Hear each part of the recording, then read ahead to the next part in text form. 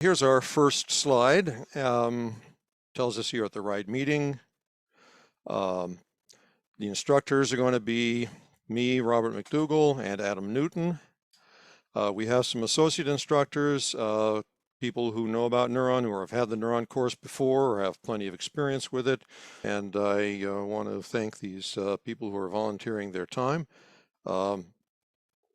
Let's then get on with what this is about. So NEURON, first of all, is primarily useful for models of neurons and neural circuits that are closely linked to experimental observations. It has a lot of facility to accept model specifications that include a lot of biological details, such as anatomical complexities and biophysical complexities of membrane and cytoplasm, as well as additional types of electrical and or chemical signaling. It has a number of features that make it particularly easy to use and efficient in its computation. It's under active development. We provide support to users in several ways, including the NEURON forum and occasionally direct email and individual consultation. And there's a lot of users, so a lot's going on with NEURON. As I mentioned, it's under active development. Let me take care of annotation. Okay, good. All right, so there's a GitHub project where you'll see the development activity. If you have programming chops and you'd like to participate in this, please contact us and poke around the GitHub repo. If you need to find documentation, tutorials, downloads, of course, use the NEURON's website. I mentioned the forum. I haven't mentioned our courses, but you're in one now. How big is the NEURON user community?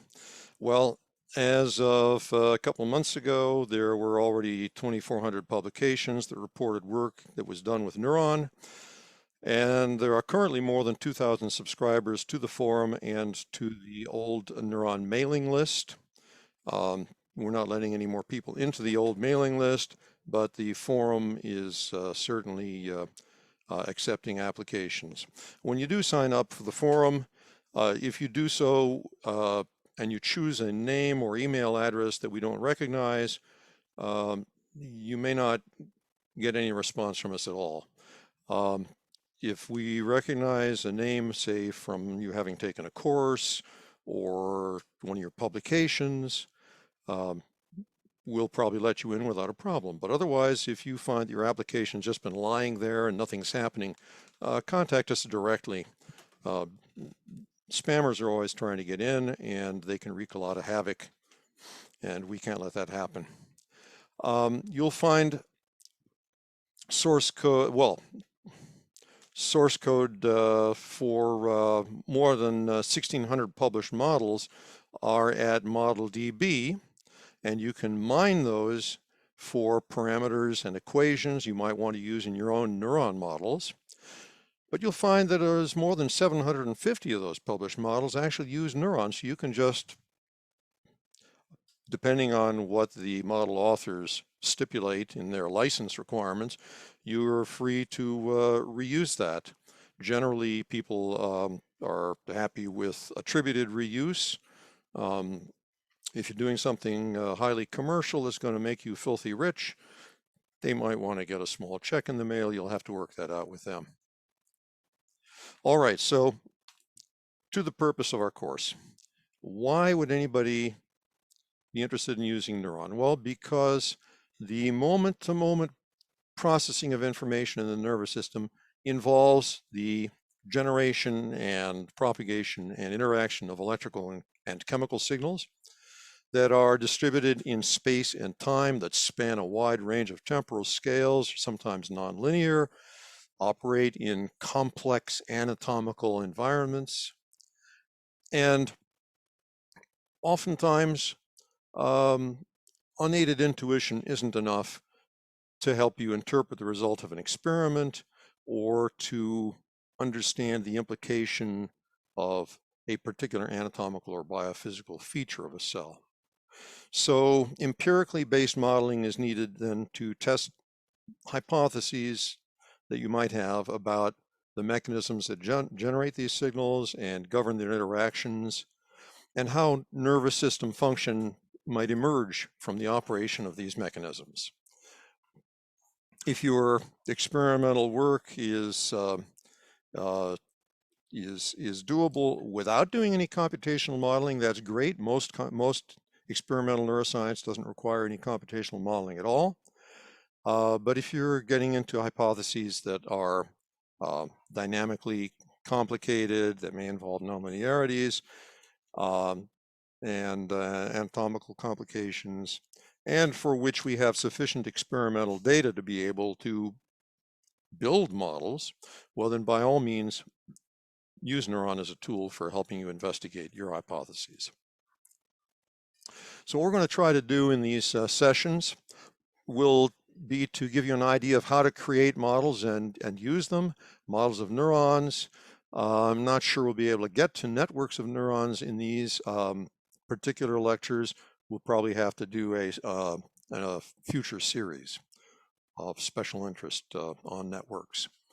In particular, in our sessions here, we're going to try to cover how to specify anatomical and biophysical properties that you want represented in your model, and how to use those models, how to control them, how to display simulation results and analyze results of your simulations, as well as to analyze models themselves, because it's not always immediately clear what you get when you pick up somebody's source code and they say it's a model of some X.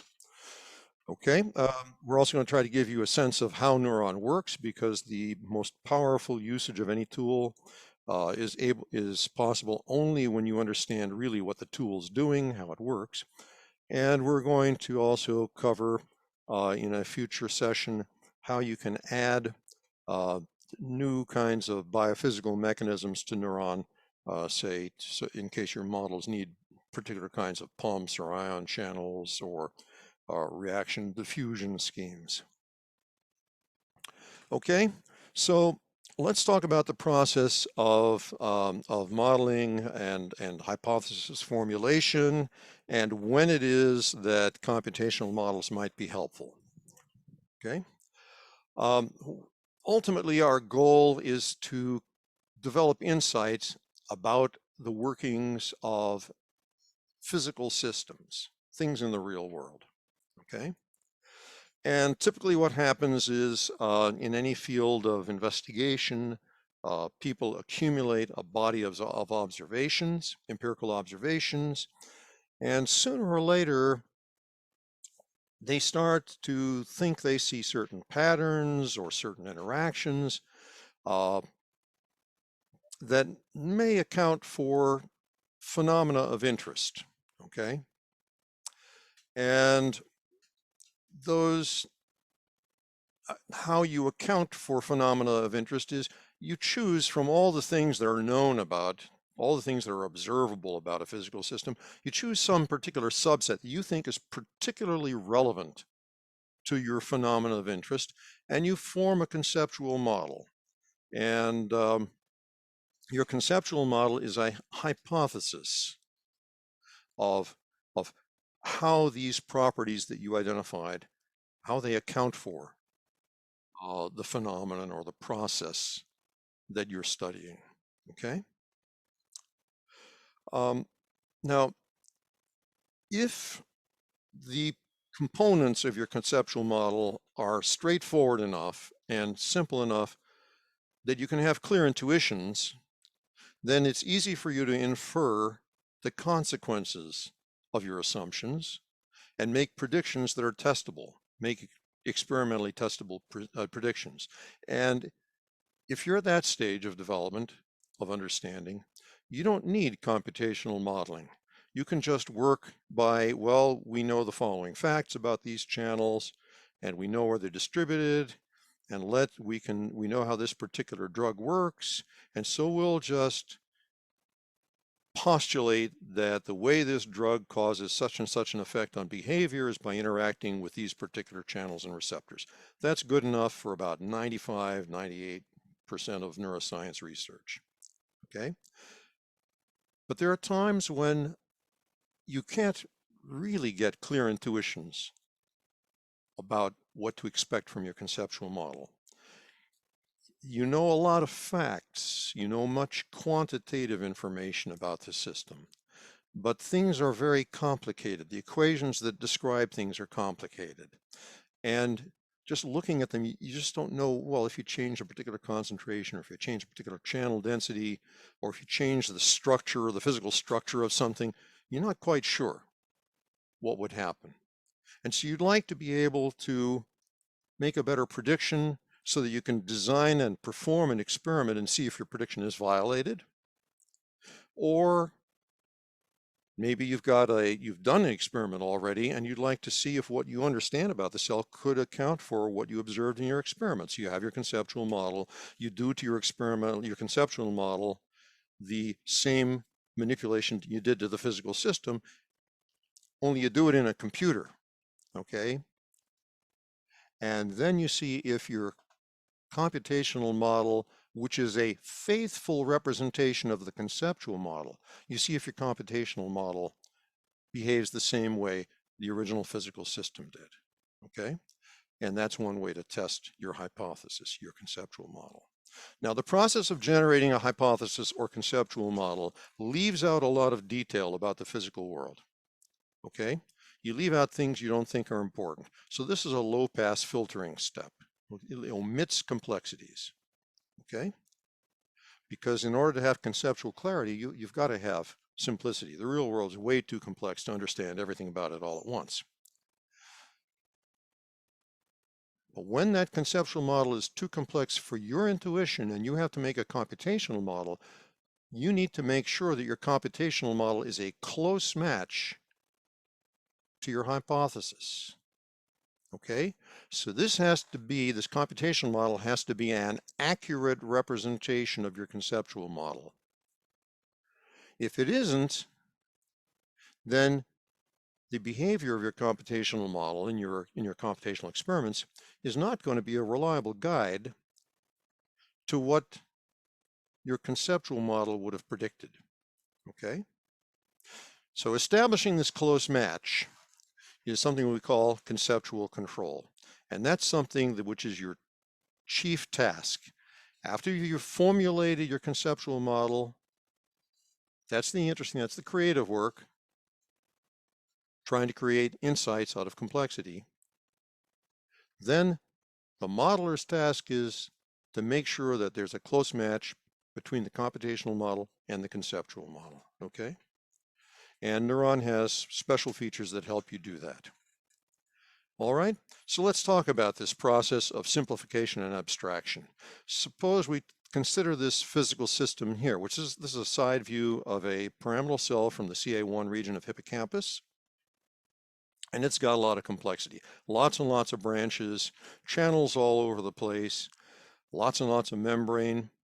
But let's say that the experiments we're doing is simply poking the soma with a microelectrode and injecting current pulses into the soma and recording the voltage at the soma.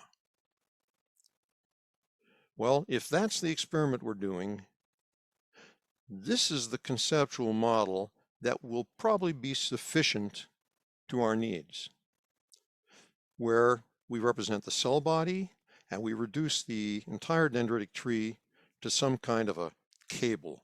It may be cylindrical like this, or it may have, its diameter may change as you go along the length of it, but it's your basic, classical ball and stick model. That's a lot of simplification, but a model like this is sufficient to be able to fit a lot of experimental data that you obtain, say, by poking a cell at the soma and injecting a step current or a pulsive current. Okay? Lots of simplification here. Now, even though this is a very simplified model, the equations that describe it are not so simple. You have a first-order differential equation describing the membrane potential of the soma in terms of the currents that flow through the soma membrane and the current that comes into the soma or leaves the soma into the dendrite. Along the dendrite, though, membrane potential is described by the Cable equation, and the Cable equation is a second-order partial differential equation. Okay? It has derivatives with regard to space and derivatives with regard to time, and the solutions to the Cable equation involve things like the hyperbolic cosine. And there was a time when everybody knew what a hyperbolic cosine looked like and could sketch it. But since we've got computers, we've gotten stupid and we can't just do that. So it's kind of hard to get clear intuitions from this. So instead, we'll resort to computational modeling. And on the right-hand side here, I'm showing source code for Python or HOKE implementations of computational model that you could use to fit this conceptual model to whatever degree of precision you like. Okay? Notice that this code is very readable. I'm going to focus on the Python here. First, we create something called a soma, and we do it with this statement. Okay? We create something called a dendrite, and we do it with this statement. And then we connect one end of the dendrite to another end of the soma with this statement. That's it. And with a few little parameters, which are additional statements I'm not going to show, we are then ready to run some simulations and explore the behavior of this computational model. Okay, I'm including the HOKE down here for the benefit of those people who are using HOKE in their projects. Some of you are in labs where you may be working with legacy HOKE code, or you may have borrowed some code from ModelDB, which is in HOKE, and you're reusing it yourself, even though you're doing a lot of work in Python. You can reuse HOKE with Python. Robert's going to talk about that somewhat, and so will I. And you need to be able to look at HOKE and understand what it did. Robert's going to mention that in somewhat more detail later. Okay, later in the course, not today. All right, so now we have to go to a higher level of analysis and think about what kinds of signals we're looking at. The kinds of signals we're looking at are electrical and chemical. And in the case of electrical signals, what's moving is charge or charge carriers like ions. What's driving the movement of these charge carriers is an electrical potential gradient, a difference in local voltage, okay, local electrical potential from one point to another in space. And what is conserved is charge, okay? You're not destroying charge, you're not creating charge. So you write equations, you write basically charge balance equations, conservation of charge equations that relate different fluxes of charge driven by potential gradients. And those are the equations you write to describe how electrical signals interact and move around. With regard to chemical signals, what's moving is solute, okay? Solutes like sodium ions, hydrated sodium ions, hydrated potassium ions, chloride ions, acetylcholine perhaps, other transmitters, drugs perhaps. What drives the movement of these solutes are concentration gradients, chemical potential gradients to those of you who have had physical chemistry. And what is conserved is mass. And the equations that describe the movement, the propagation, and interaction of chemical signals are basically mass conservation equations in which the terms involve fluxes that result from concentration gradients forcing the movement of solutes. But it turns out that the equations for electrical and chemical signaling have exactly the same form. Mathematically, they are very similar. So the methods that we need to solve chemical equations are very similar to the methods we use to describe the movement of electrical signals in cells, and from this point on, I'm going to be concentrating on electrical signals. Robert's going to be talking about chemical signals when he talks about reaction diffusion later in the course. Okay, so here's the notion of conservation of charge illustrated. We're looking at a cartoon of a region of a hypothetical cell. Okay, and I'm going to say this region of the cell is small enough, I've chosen it to be small enough, so that the local transmembrane current density, signified by these arrows labeled IM, is uniform over the surface of this little area. Okay? And we have adjacent to this small region other little regions, and they generate axial currents that can spread into the region that we're focusing on. So each of these little boundaries here is a boundary between our region of interest and a neighboring region, and each of these little arrows indicates the direction for positive current flow, in this case for axial current entering our region, and for transmembrane current leaving our region. And if we were to write the conservation of charge equation for this region, it would be this.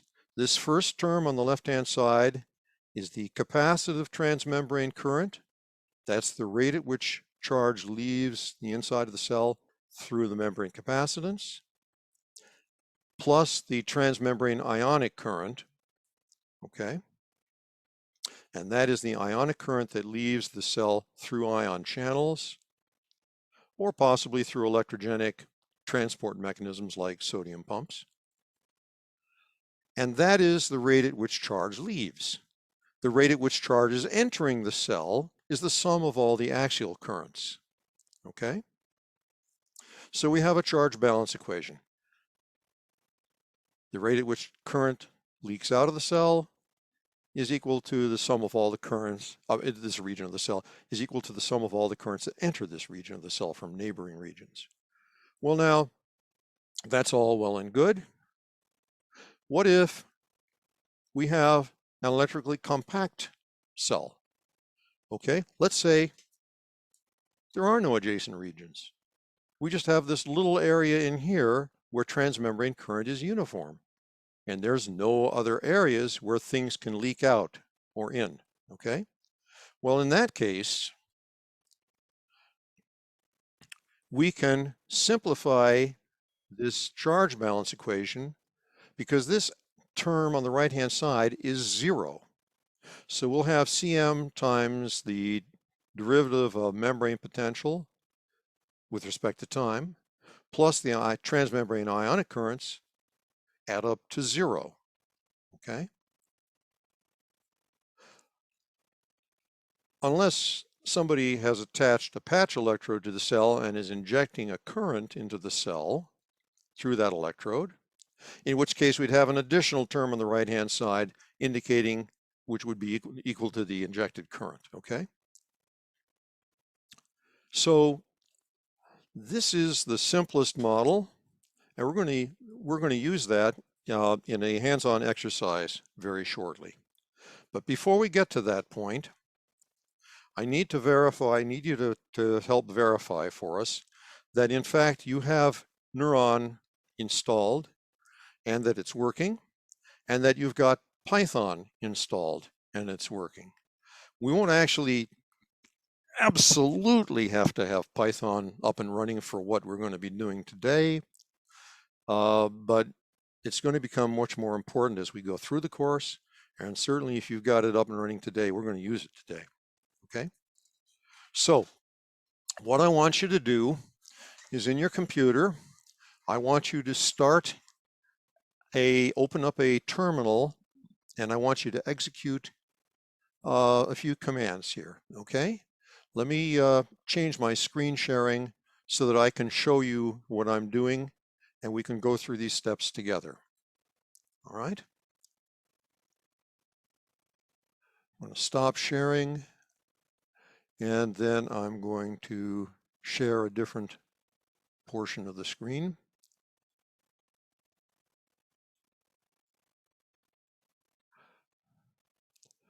Okay.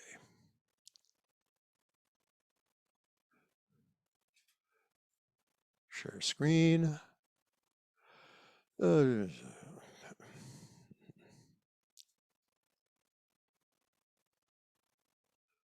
Advanced portion of screen. Share. Okay.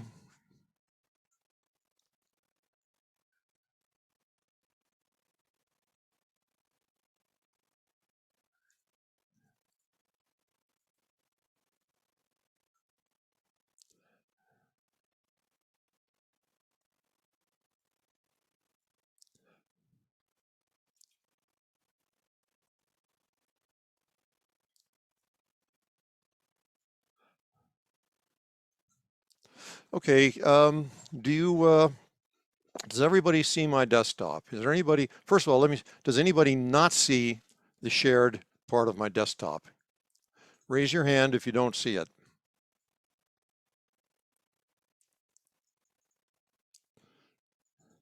Everybody can see this? Okay. All right, so what we're going to do is we're going to see if Neuron's up and running. I'm going to start a terminal. And I want everybody else to do this as well. Mac users probably know how to start a terminal. Windows users, well, we start, just start, I guess, well, heck, if you actually have installed Anaconda Python, then start one of the Anaconda Python terminals. Okay, and you'll get a system prompt. Now, it'll look different depending on your operating system. Now, what I want you to do is, at your system prompt, I want you to enter the command NEURON demo. Actually, I might want to make my, well, I guess I'll leave these, I'll leave the font size the same for now. Okay, and if you enter NEURON demo, you'll get a couple of things. One is you'll see that your terminal changes. The contents of the terminal will now look like this, and you'll see up here the version of Neuron. Okay, and make sure that it's version 8 point something. Okay. I hope you're not hearing my barking dogs. Okay, and then you'll get all this other stuff here. And what I'm going to do here is I'm just going to click on this one button called Release up near the top of the shared screen area. I'm going to click on Release. A bunch of other windows appear. I'm going to click on Init and Run, and I get all these nice traces. Okay, so if you can do the same thing on your machines, go right ahead and do that. I'll give you a couple of minutes to try that. If you have problems, if you can't do it, then raise your hand.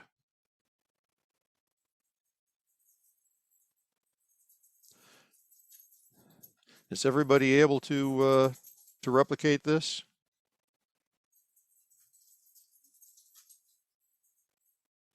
Do I need to repeat this? I see one hand. Oh, somebody's having a problem. Who is this person? Two people. Are you having problems, or are you saying that it's working? Which is it? Am I allowed to speak? Yes. So the demo starts fine, but if I press the release, I get Hodgkin-Huxley sodium is not a mechanism, or HHNA is not a mechanism.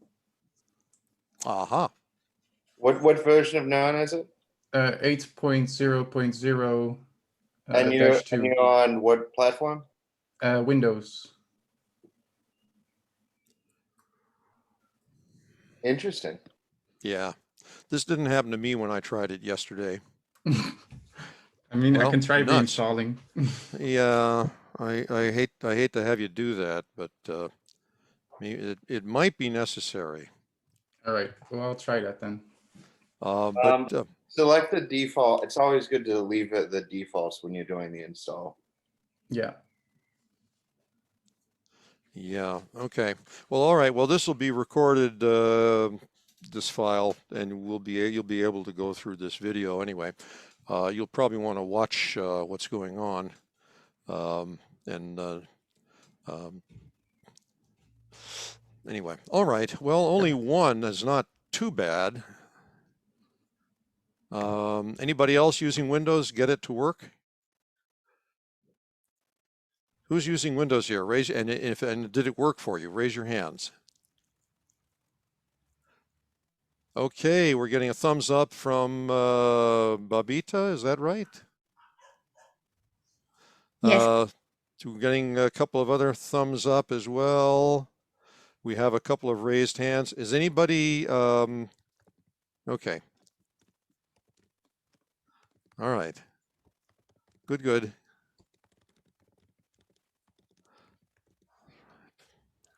Nobody's found it. I heard a voice. I'm hearing voices now. Who was that? Apologies, this is Padma. Oh, okay. I was looking for the release button and then I finally found it. Ah, good. Too many And screens overlapping, so Yeah. I'll try it and should be okay. And did it work when you clicked on it? I am yet to. Oh, go ahead. We're waiting with bated breath.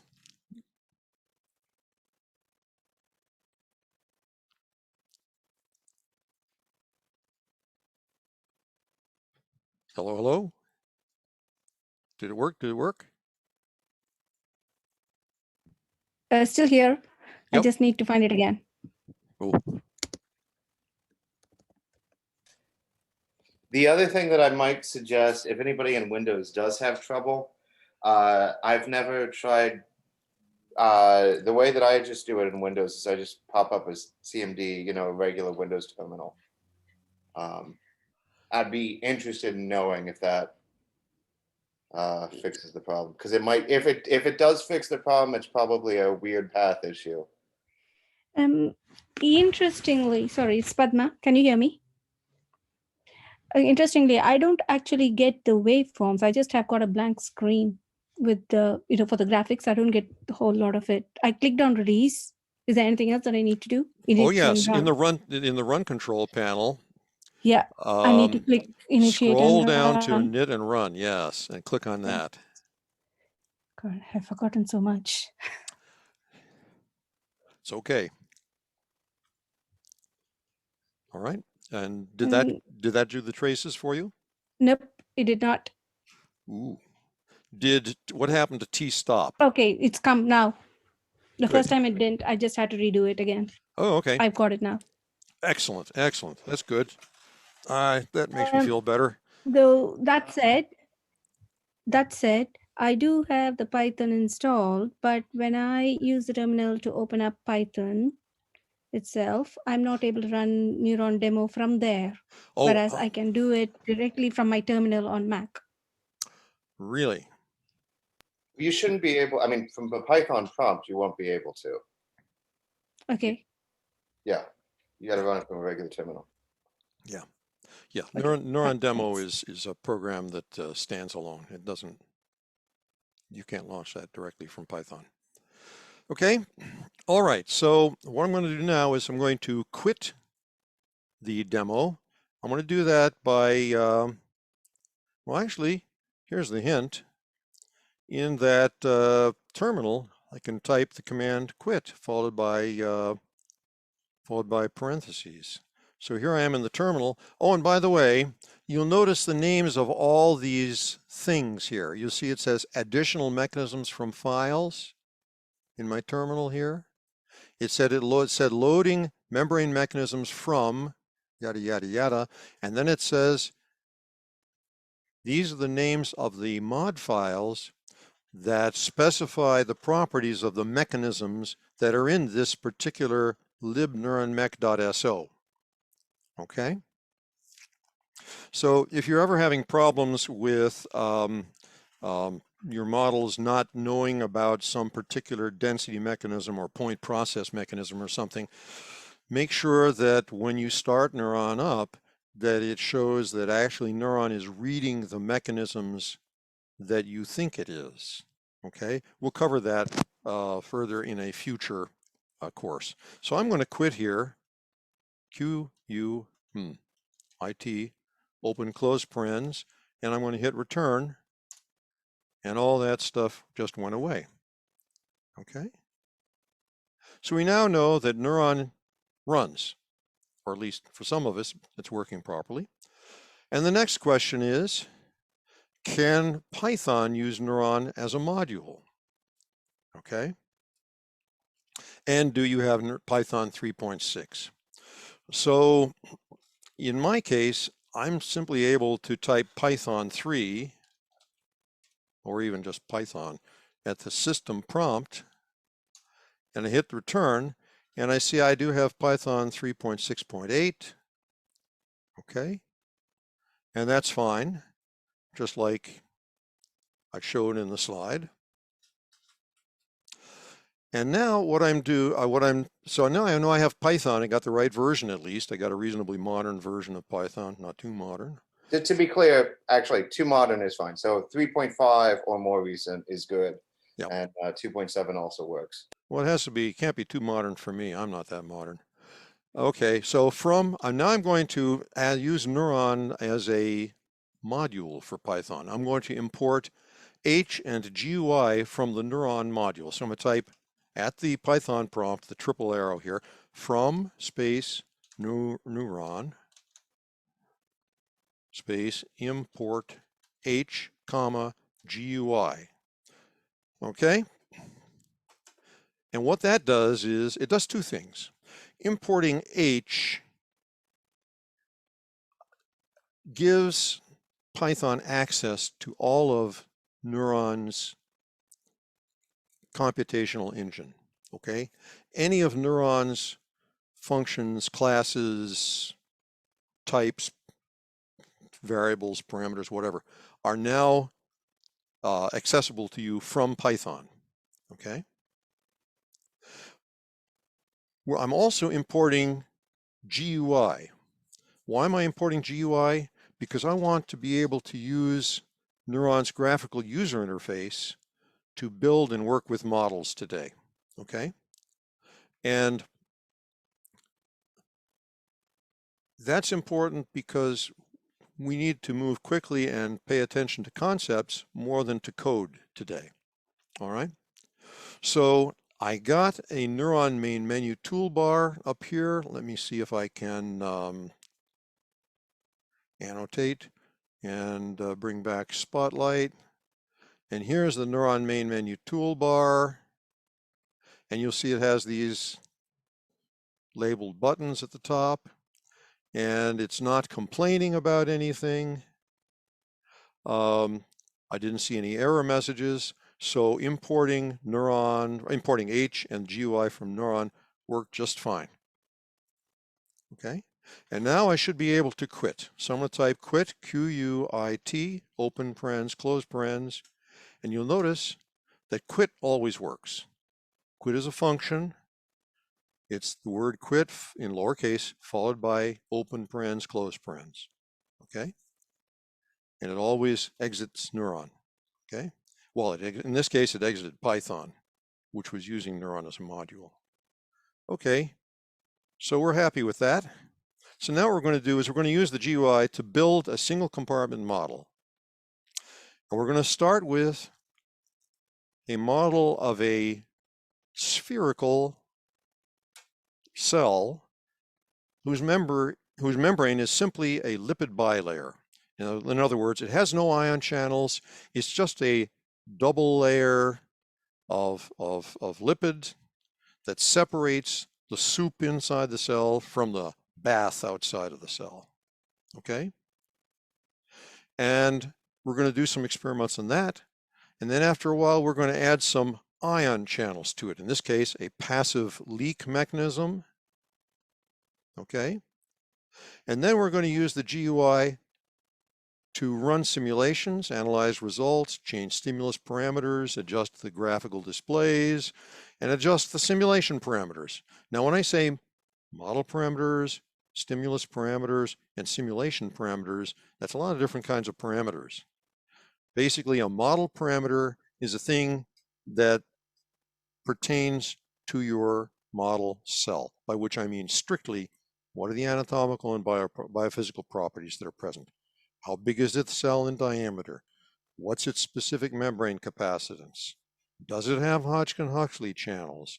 What's the density of the delayed rectifier channel? Okay, those are model parameters. Stimulus parameters would be if you're using, say, a current clamp to inject a pulse into a cell. Stimulus parameters would be, when does the pulse start? How long does it last? How big is it? Okay, is it depolarizing or hyperpolarizing? Okay, and simulation parameters are things that neuron needs to know in order to generate numerical solutions to the differential equations that describe your model. Okay, and in particular, if we're using the fixed time step methods, it needs to know the time step that we're using.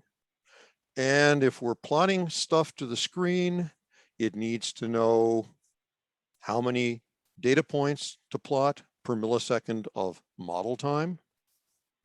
And if we want to say how long the simulation is going to run, it needs to know T stop, which is the time at which, it's going to be the end time. All simulations start at T equals 0 and end at T stop, okay? All right, so these are the things we're going to do. Why are we using the GUI? There's a handful of reasons right here. Mostly it's because it always works. You can't make a typo with the GUI. You can't violate syntax. Well, actually you can if you're really, really clever. But it's hard to do. It always works. Let's see what else. Graphical specifications of models and presentation of simulation results are quickly and intuitively understood. And another reason is it's useful sometimes to know about the GUI. So if necessary, you can make a custom user interface to your own programs so that it's easier for you to collaborate with non-programmers, okay? There are a lot of experimentalists who are very good at designing and interpreting experiments, and they know no end of detail about the values of channel densities and where channels are and what kinds of channels are there and who wrote a mathematical description of it, stuff that's really handy for you. But if you want them to talk to you, if you want to collaborate with these people, you have to be able to communicate to them. And one thing that will turn them off is a pure code interface is usually not going to work for them. So it really helps if you can make a custom user interface that only exposes those parameters that you want them to tinker with and only shows those particular variables that you want them to focus on. Okay, so it's useful to know about the GUI. You can make your GUI with any tool set you want. You can make it under Python. You can do it with interviews, which is Neuron's built-in, shall we say, fully mature, which is to say nobody is developing new code for it anymore. GUI interface tool. And interface does a really good job. Interviews does a really good job of this, and a lot of the models in ModelDB use interviews. So we might as well use it and get familiar with it. Okay, so here's what we're going to do to make our single compartment model. Okay, we're going to open a terminal window and we're going to change to the desktop. I've already done that. Okay. My desktop is particularly suspiciously, you might say, clean. You want to know why? Because I created this folder before the course and I called it middle drawer. Okay, it's like the middle drawer on your desk. You know, if you have a desk that has a middle drawer, and you got all sorts of garbage on your desktop, and in comes your PI, and what the first thing you do is you take all the stuff you don't want your PI to see and you stuff it in the middle drawer of your desk and you shut it when you see this guy coming down the hall. Or it could be her coming down the hall. He or she might want you to have a tidy desktop and they don't want to see that you've been reading the sporting news. So I stuffed all the garbage that's on my desktop usually into this middle drawer so we don't have to look at it. I've created already a folder called Simple Cell. Okay, there you see middle drawer and Simple Cell. You'll see the name of the PDF file that contains my slides.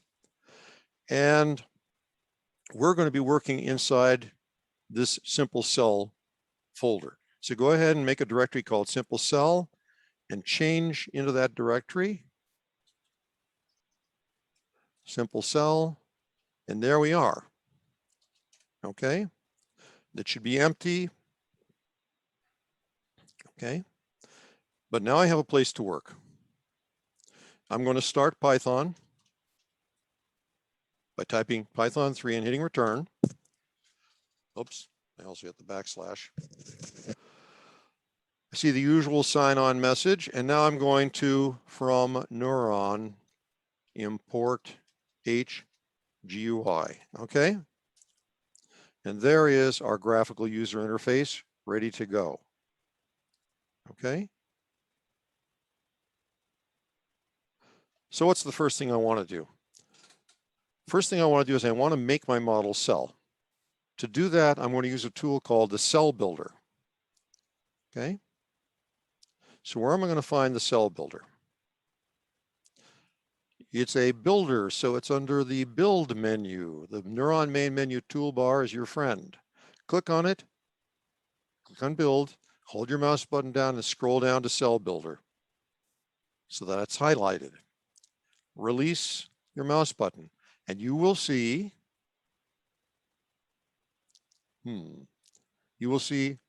a cell builder. I'm going to move things around a little bit so that I can get at the cell builder a little easier. That's better.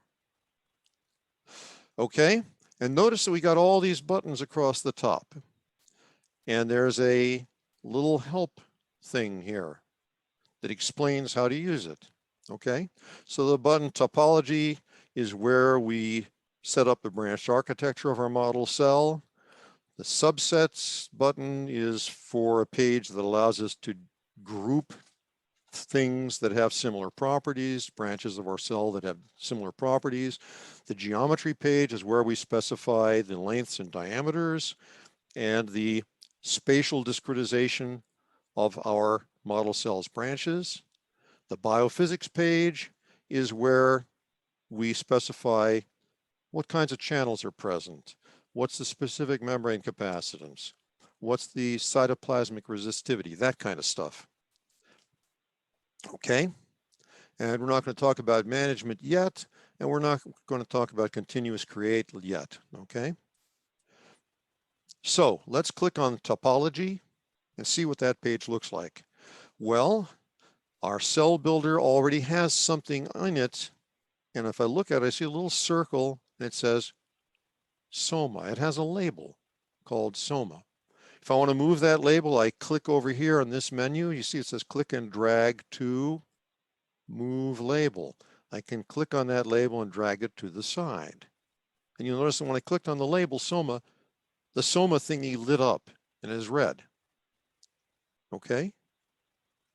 So that's why, it is a thing that it will be called Soma. It doesn't exist yet. The cell builder is like an order form. Like when you go to Amazon and you're putting stuff in your shopping cart, okay? This is like our shopping cart. This is what we're going to get when we finally click on continuous create. But don't click on continuous create yet, okay? All right, so this is what we're going to get when we finally create something, okay? We only have a single compartment, so we don't need to deal with subsets. We do need to deal with geometry. We want our cell to have an area of 100 square microns, right down there, okay? So let's click on geometry. And then we click on, we see our list of all the sections of all these things. These things are going to become what we call sections. And the only section that we've put in our shopping cart is one called Soma. And I'm going to click on Soma because I want to change the area of the Soma. I want to say what the area of the Soma is. And I will click on this area checkbox right here. Notice I get a red check mark there. Okay, that means I have selected area as the parameter whose value I'm going to specify. But where do I specify its value? Well, I'm currently looking at the geometry pages specify strategy view, which allows me to say what parameters I want to tinker with. If I want to actually see something, I want to see the tools that let me set the values for those parameters that I've selected, I clear this specified strategy checkbox by clicking on it. Click on it, clears it. Click on it again, goes back to checking it and showing us the specify strategy page. So we can toggle back and forth between these two different views of geometry. One where we're looking at our strategy, and we see that SOMA, we have decided we want to say what the SOMA's area is, and one where we look at the tools that allow us to say what the SOMA's area is. And it turns out that by default, the value of area is going to be 100 square microns. So we don't have to change anything. That's the numeric field that allows us to change the area, okay? We're not changing the area. We're going to leave it at 100 microns. So we're happy with that, okay? Now we're going to click on biophysics and look at that. I'm going to click on SOMA because that's the only section that exists. Click on the name SOMA. And I want to validate, I want to verify what the specific membrane capacitance is. Let's go to this next slide here, okay, which talks about specifying biophysics, okay. Notice that we have all these things, all these mechanisms that we could fiddle with, but we only want to fiddle with specific membrane capacitance. We don't want to insert anything else, okay. So I'm clicking on specific membrane capacitance there, and it says that is going to be something that I can change now. Okay, so I clear the specify strategy checkbox by clicking on it, and now I see over here the widgets that let me say what specific membrane capacitance is, and it comes up with a value by default of 1 microfarad per square centimeter, and that is sort of the default value because that's kind of what biophysicists see when they check specific membrane capacitance of most cells. It's pretty close to 1 in most cells. In some cases, in some experiments, it looks like in some cells it might be as high as 1.6, 1.8, maybe even 2 microfarads per square centimeter. In some cases, it might be as low as 0.7, but we're going to use 1, okay? All right. Now what? We've already put some work into this. Okay. We already put some work into this, configuring this tool. So let's save it. File, save session. Okay. And that brings up this tool here, which allows us to enter. I click in this edit field up here, and I type in simple cell.ses. Okay. Why do I type that in?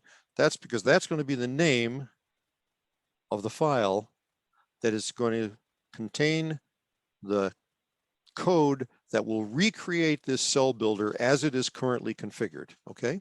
So I'm going to click on the save button. Okay. And now if we look in our simple cell directory, I'm going to open another terminal that looks in simple cell directory, and I'm going to see what's in there. And sure enough, there's now something called simplecell.ses. And I see that it actually has some length to it. It's not just an empty file, so it's a real thing. That's good. Okay. Now if we quit Neuron,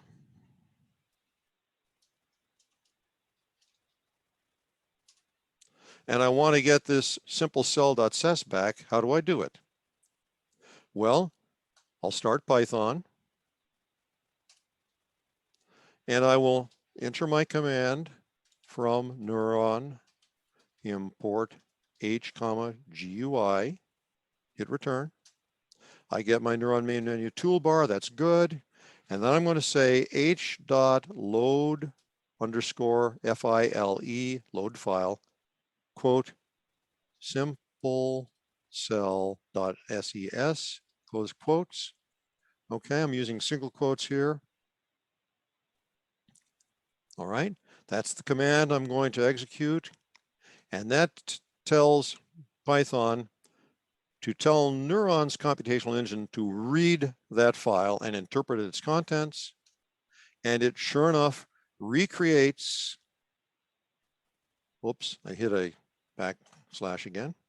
It recreates our cell builder and it prints this little number here, which tells us that that happened without an error, okay? All right, so let's just take a look. Let's check geometry, yes. Let's check biophysics, yes. We are now ready to create our model cell, okay?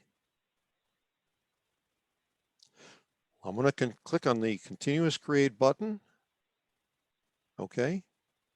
And you notice there's no error messages here. If I type a command, whoops, type h.topology, T-O-P-O-L-O-G-Y, then open and close parens and hit return. I see a typewriter cartoon of a thing called Soma. So we know a Soma thing exists, okay? And this is about all the user interface you had with Neuron, oh, say 30 years ago in the dark ages. That's when we worked by candlelight and our computers burned buffalo fat. Okay, now we are ready to try to use our model cell in a set of experiments. Let's create what we need. We're going to need something that lets us launch simulations, and we're going to need a graph that shows us membrane potential versus time. So what I'm going to do is I'm going to bring up a tool. I'll drag the cell builder down here. You don't need to look at it all the time. I'll bring up a tool called Run Control Panel. Oh, this is great. Okay, I'm going to drag this down. And there's our Run Control Panel. And now I need a graph that'll show me membrane potential of the soma as a function of time. Graph, voltage axis. Okay, I'm going to bring this graph down to where we can see it. Okay, and you'll notice there's no error messages here in the interpreter window. That's good. So we're looking here at this graph, and we see this label. It says V.5, and that means membrane potential at the middle of the soma in this case. And I'm going to click on the Init and Run button. And we now see this black line. Do you all see the black line there? I hope so. And I can click on that with my mouse button. Click on that. And as I scroll my mouse cursor back and forth, I see the XY coordinates of the points on this line. Okay?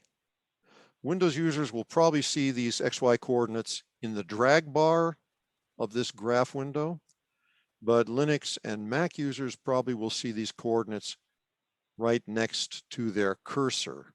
Okay? All right? So there's the cursor I'm dragging back and forth. And you'll see that at 1.1 milliseconds, the membrane potential is minus 65 millivolts. Okay? These values are in milliseconds. These values are in millivolts. Okay? Now nothing's happening. In order to make something happening, we have to inject a stimulus. How do we inject a stimulus? Well, we need a stimulator. Well, what are stimulators called? Okay, what's a fancy name for a stimulator? Well, in this case, it is a current clamp. Okay, so I'm going to create a current clamp by going to Tools, Point Processes, Managers, Point Manager. Okay. Okay, that's a lot of scrolling around. Let me change the PDF to the page that shows this. Neuron main menu, tools, point processes, managers, point manager. Okay, there's our point process manager. I'm going to drag this run control over here. Okay, there's our graph. If I want to bring up another point process manager, it's tools, point processes, managers, point manager. Okay, a little hard to do, but you get used to it. Okay, all right. I don't need this one, I'll throw it away by clicking on its close button. This is the one I'm going to use. I'm going to turn this into a current clamp. So I click on this button called Select Point Process, and I see a pop-up list, and I scroll down that list until I get to iClamp, and I release the mouse button, and now I see I have a new thing. It's called iClamp 0. It's an instance of the iClamp class. It's located at Soma 0.5, which means it's located at the middle of the Soma. And it has 3 parameters that I can change.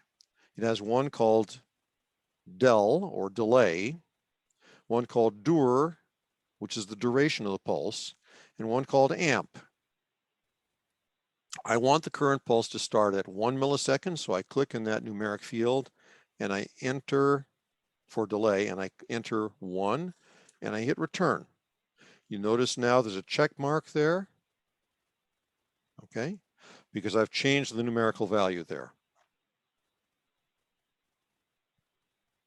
I want the duration to be 1 millisecond, so I click in the dur numerical field, enter 1, hit return. I want the amplitude in nanoamps to be 1 nanoamp, so I click in that field, numerical field next to the amp button, enter a 1, I hit return, 1. Okay.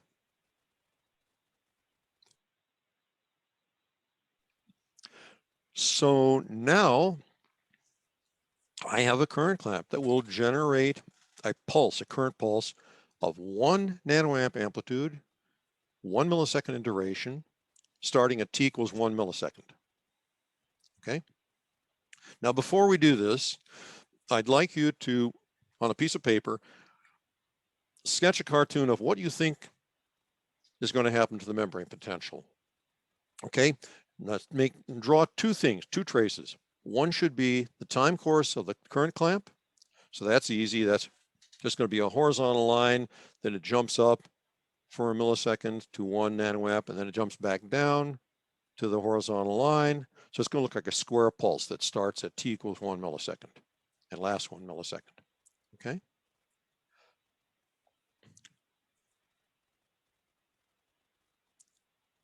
All right. Now, what do you think is going to happen to membrane potential? Is it going to rise like a linear ramp when the current pulse starts? Is it going to rise like an accelerating exponential that is swooping up steeper and steeper?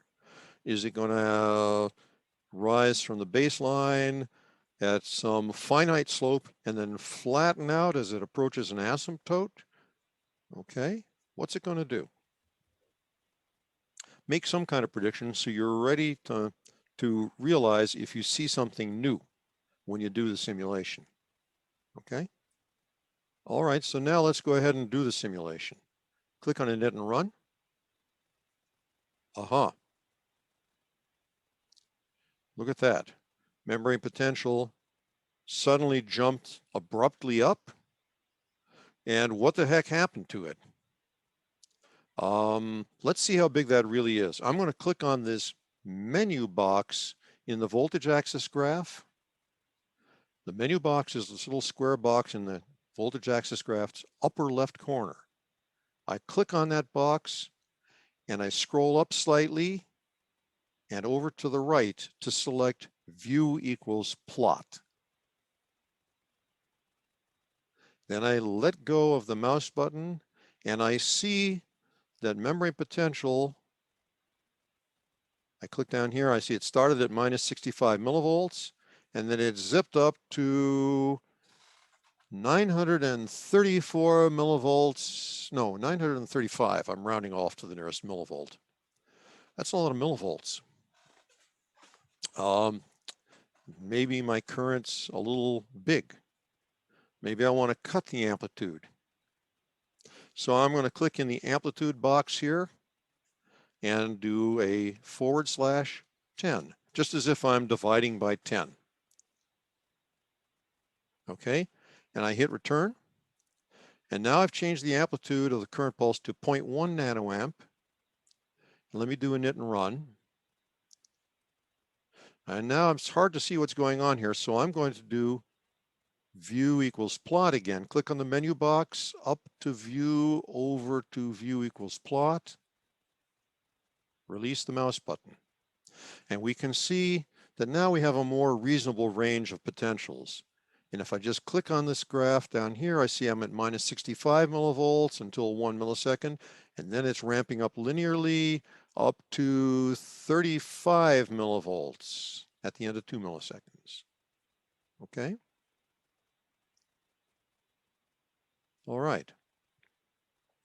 So now we see how to set the current clamps parameters, how to adjust the scale of our voltage axis plot. We haven't plotted membrane current yet, so I'm going to plot membrane current. So how am I going to do that? Build, nope. Tools, nope. Graph. I need to get current. So I've got this thing called a current axis graph, but it doesn't have any names here. So if I run a simulation, click on init to restore things to 0 t equals 0, run a simulation, there's nothing going on here. Nothing's being plotted. So I have to tell this graph what to plot. I click on the menu box, scroll down to plot what, and release the mouse button. And now I have a variable name browser, which allows me to type the name of a variable that I want to plot. What variable do I want to plot? Well, I want to plot the current that belongs, the current generated by this current clamp. I know the name of the current clamp. It's called iClamp0. And I know the name of the variable called I. So I want to have the name of the current clamp. I'm going to click in this edit field up here and enter I, that is uppercase I, C, uppercase C, L-A-M-P, lowercase, open bracket, 0, close bracket, period, I. And that is the name of the current that I want to plot. So I click on accept, and sure enough, it's there. The label is off the edge of that graph, so I'm going to click on the graph's menu box and select move text. Then I will click on this text and drag it right into the middle of the graph so I can see it better. Then we'll click on the menu box again and go back to crosshair mode. Always go back to crosshair mode, because otherwise when you mouse around in this graph, you might do something you didn't want to do. So always restore your graph to crosshair mode. Now if I click on init and run, boom, there's a little something there. It's the current clamp, current. If I want to see that scaled more nicely, I can do view equals plot. Okay. And if I want to actually see that in a different color, I can click on the menu box, come down to color brush, select red, and let's make that trace a little fatter.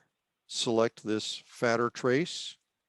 And now I can click on that label, and now we have a nice, somewhat fatter, somewhat thicker trace showing the time course of our current clamp. Current. I want to get rid of this. I want to return the graph to its normal mode of operation, which is crosshair. So I click on the menu box, come back down to crosshair, and now if I click click around, I'm not going to be changing colors of anything or doing anything else. I can just use the crosshair to measure values, okay? All right.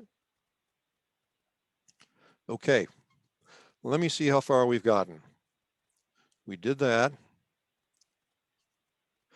Oh, okay. We need to save everything to a session file. Let's save it to a session file called cell1rig.ses. So I'm going to go up here on the Neuron main menu toolbar. There it is, Neuron main menu toolbar, File, Save Session. And I'm going to call this cell1 rig.ses. And I'm going to hit save. Okay. Obviously, I did things in a different sequence when I was designing these slides.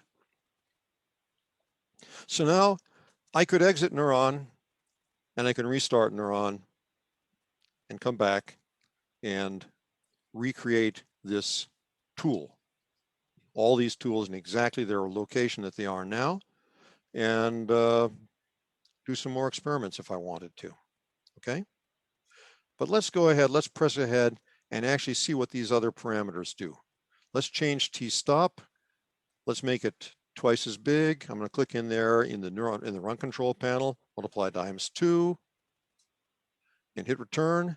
And now if I do a knit and run, you'll see the simulation goes on for twice as long. If I clear the checkbox by clicking on it, I go back to 5 milliseconds and I do a simulation. I only get a 5 millisecond simulation. If I want to go back to 10, I can click on t-stop checkbox again and go back to 10. And all of these checkboxes in Neuron's user interface work the same way. It shows a check mark if you've changed it from its initial value, and you can go back to that initial value by toggling the check off, okay? What if I change points plotted per millisecond to a different value, like maybe only 10, okay?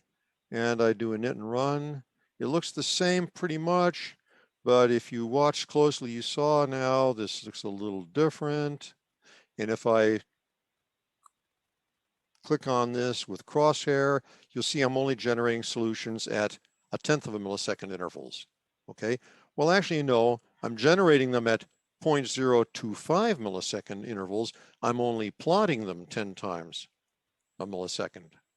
So it's plotting every 4th simulation point, okay? Let's go back to 40, knit and run, okay? Good enough. All right. So we could do a bunch of stuff, including re-importing the session file we saved.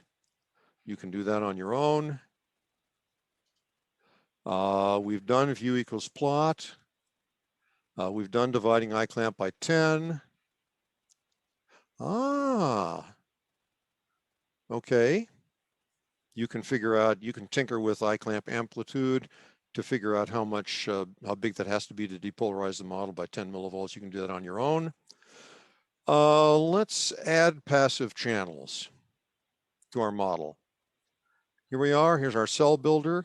Let's go to the biophysics page, go back to the specify strategy, view, and we add pass simply by clicking on the pass checkbox. Okay, so imagine that as being equivalent to transfecting the cell with something that makes the cell suddenly express passive channels. Okay, molecular biology made real easy, as if it isn't easy enough. Okay, now what's it going to look like when we run a simulation? Ideally, you will draw a sketch that it shows what you think is going to happen to the time course of membrane potential now. But I'm going to now click on a knit and run and spoil the fun. Oh, that's interesting. We don't get a linear ramp anymore. But not only that, you'll notice that things aren't starting from a stable point. We're not starting from the cell's resting potential, are we?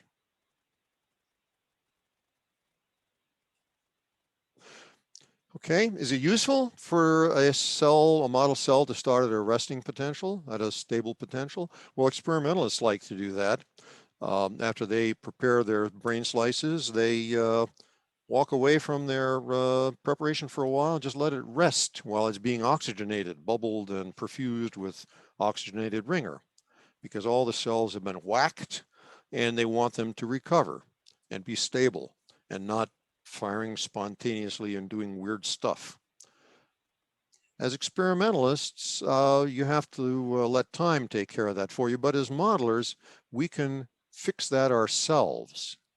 We can fix that ourselves by changing the initialization of our model.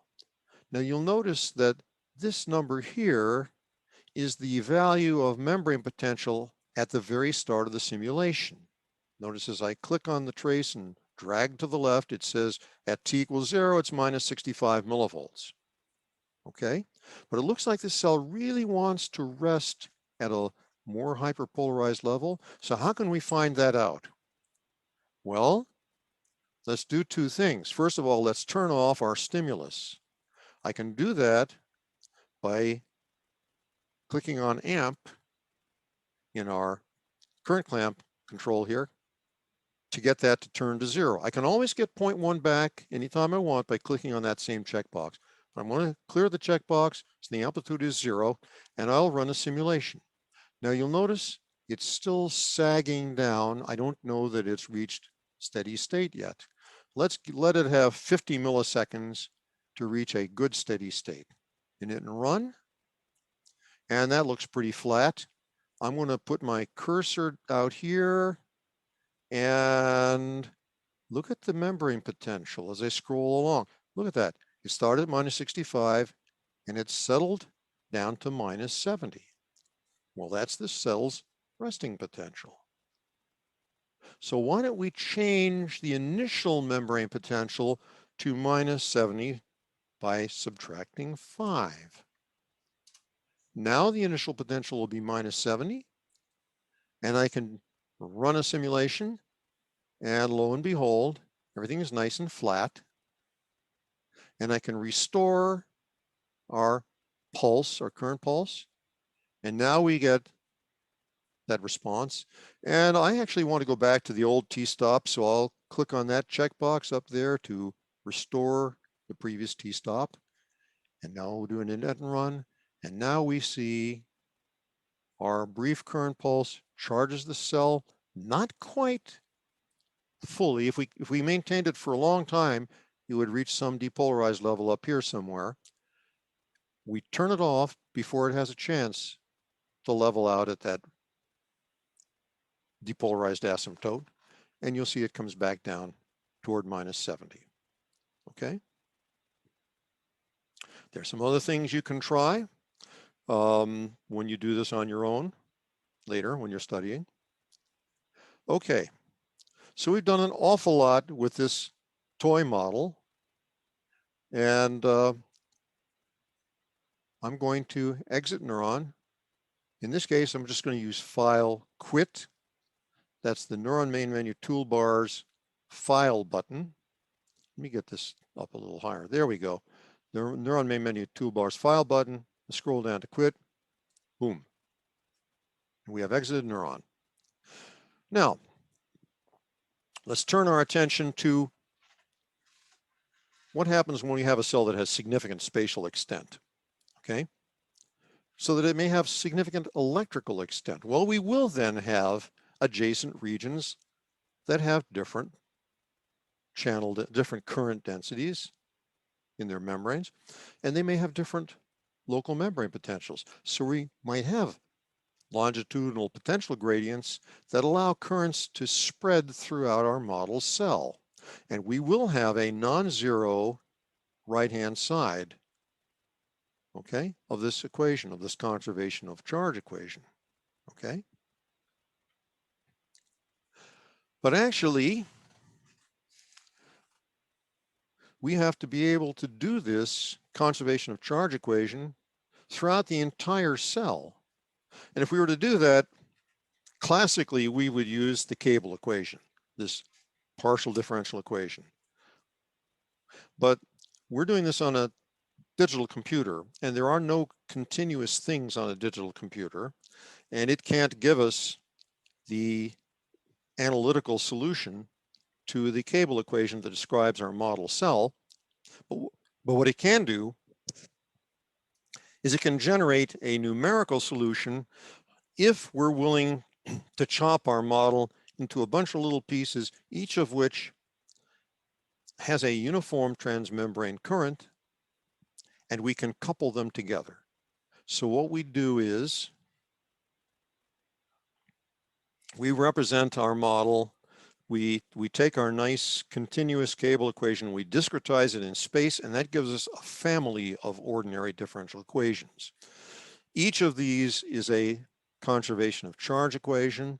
The left-hand side is expresses the transmembrane current in the ith, or I should say the jth compartment. Okay, it's the sum of the capacitive and ionic currents that are leaving the jth compartment.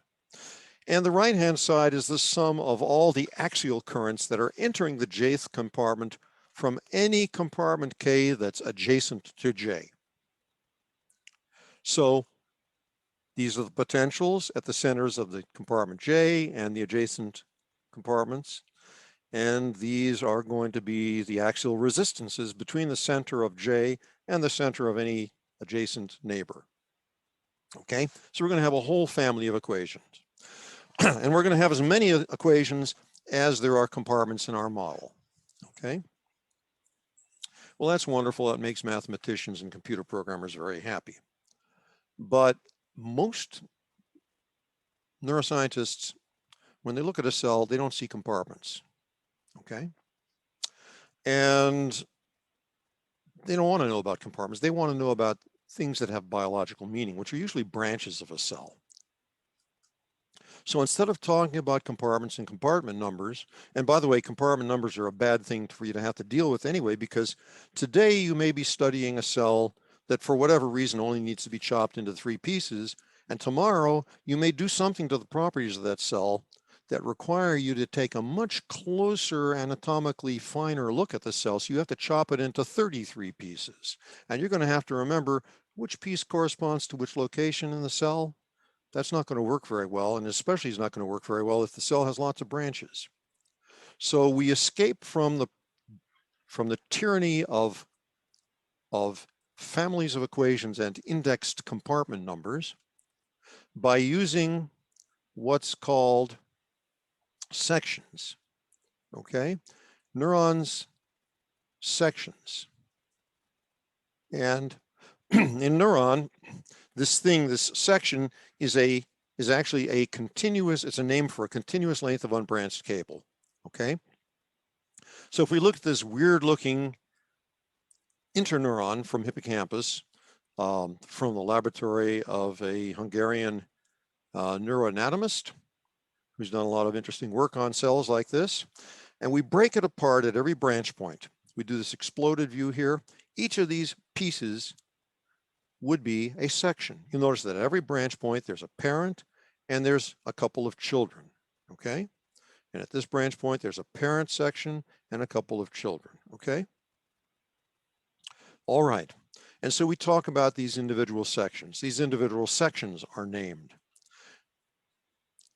Okay, and as soon as we are dealing with space and the fact that signals may have different values at different points in space, we have to have a way of specifying where in space we are along any one of these sections. Okay, so we do that in terms of normalized distance along a section.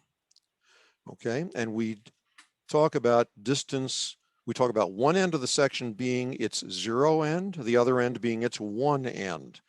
And a good convention is for the 0 end to be proximal, that is close to the cell body, close to the root of the cell model, and the 1 end to be distal, distal from the cell body, okay? In particular from the zero end of the cell body, okay? So in this case, if this is the cell body down here, that would be the zero end of this section. This would be the one end of this section, okay? All right. And the middle of this section will be right there, and it would be the 0.5 location. We talk about normalized distance. That's like arc to you mathematicians out there. Okay. And we say that there are certain variables whose values can vary as a function of position along a section. These are called range variables. And here are some of the common ones. One is diameter. One is specific membrane capacitance. A whole bunch of them are channel densities, okay? In this case, the specific conductance of the pass mechanism, and you'll see the Python name for this and the Hoke name for this. And membrane potential, of course, can vary with location. So all these things are range variables, okay? And there's ways to access the value of a range variable at a particular point. We'll talk about that shortly, okay? So range. Range is normalized position along the length of a section, and it varies from 0 to 1. And so if I had a branch of a cell, and let's say it was 1,000 microns long, its physical length would be 1,000. So distance along it from its zero end would be 0 microns, 500 microns, maybe 700 microns, 1,000 microns. But in Neuron, we talk about normalized distance. So the location of this point is at 0.7, okay? All right, so how does this work when we want to access the value of a range variable? In Python, this is what we do. We say the name of the section, then parens, and inside the parens, we give the numerical value of the range, then dot, and then the range variable's name. And what this means is in this section called secName, at the location corresponding to range, we want to access the value of range var, okay? Here's an example. If we want to know, if we want to say, how do you say V at the middle of a section called dend? It's dend, parens, 0.5, close parens, dot V. There's a shortcut, which is permissible. It's just dend.v. That always refers to the middle of a section, okay? The midpoint of a section. And let's say we want to now report, get a printed list of every point in dend at which V was calculated. And we want to, at every such point, we want to print the value of range, the anatomical distance from the zero end, and the value of V at that point. Here's how we do it. The Python idiom would be for seg in dend.allseg,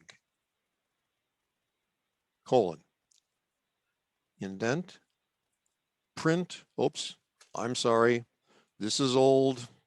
This should be updated for Python 3. This will get you an error message.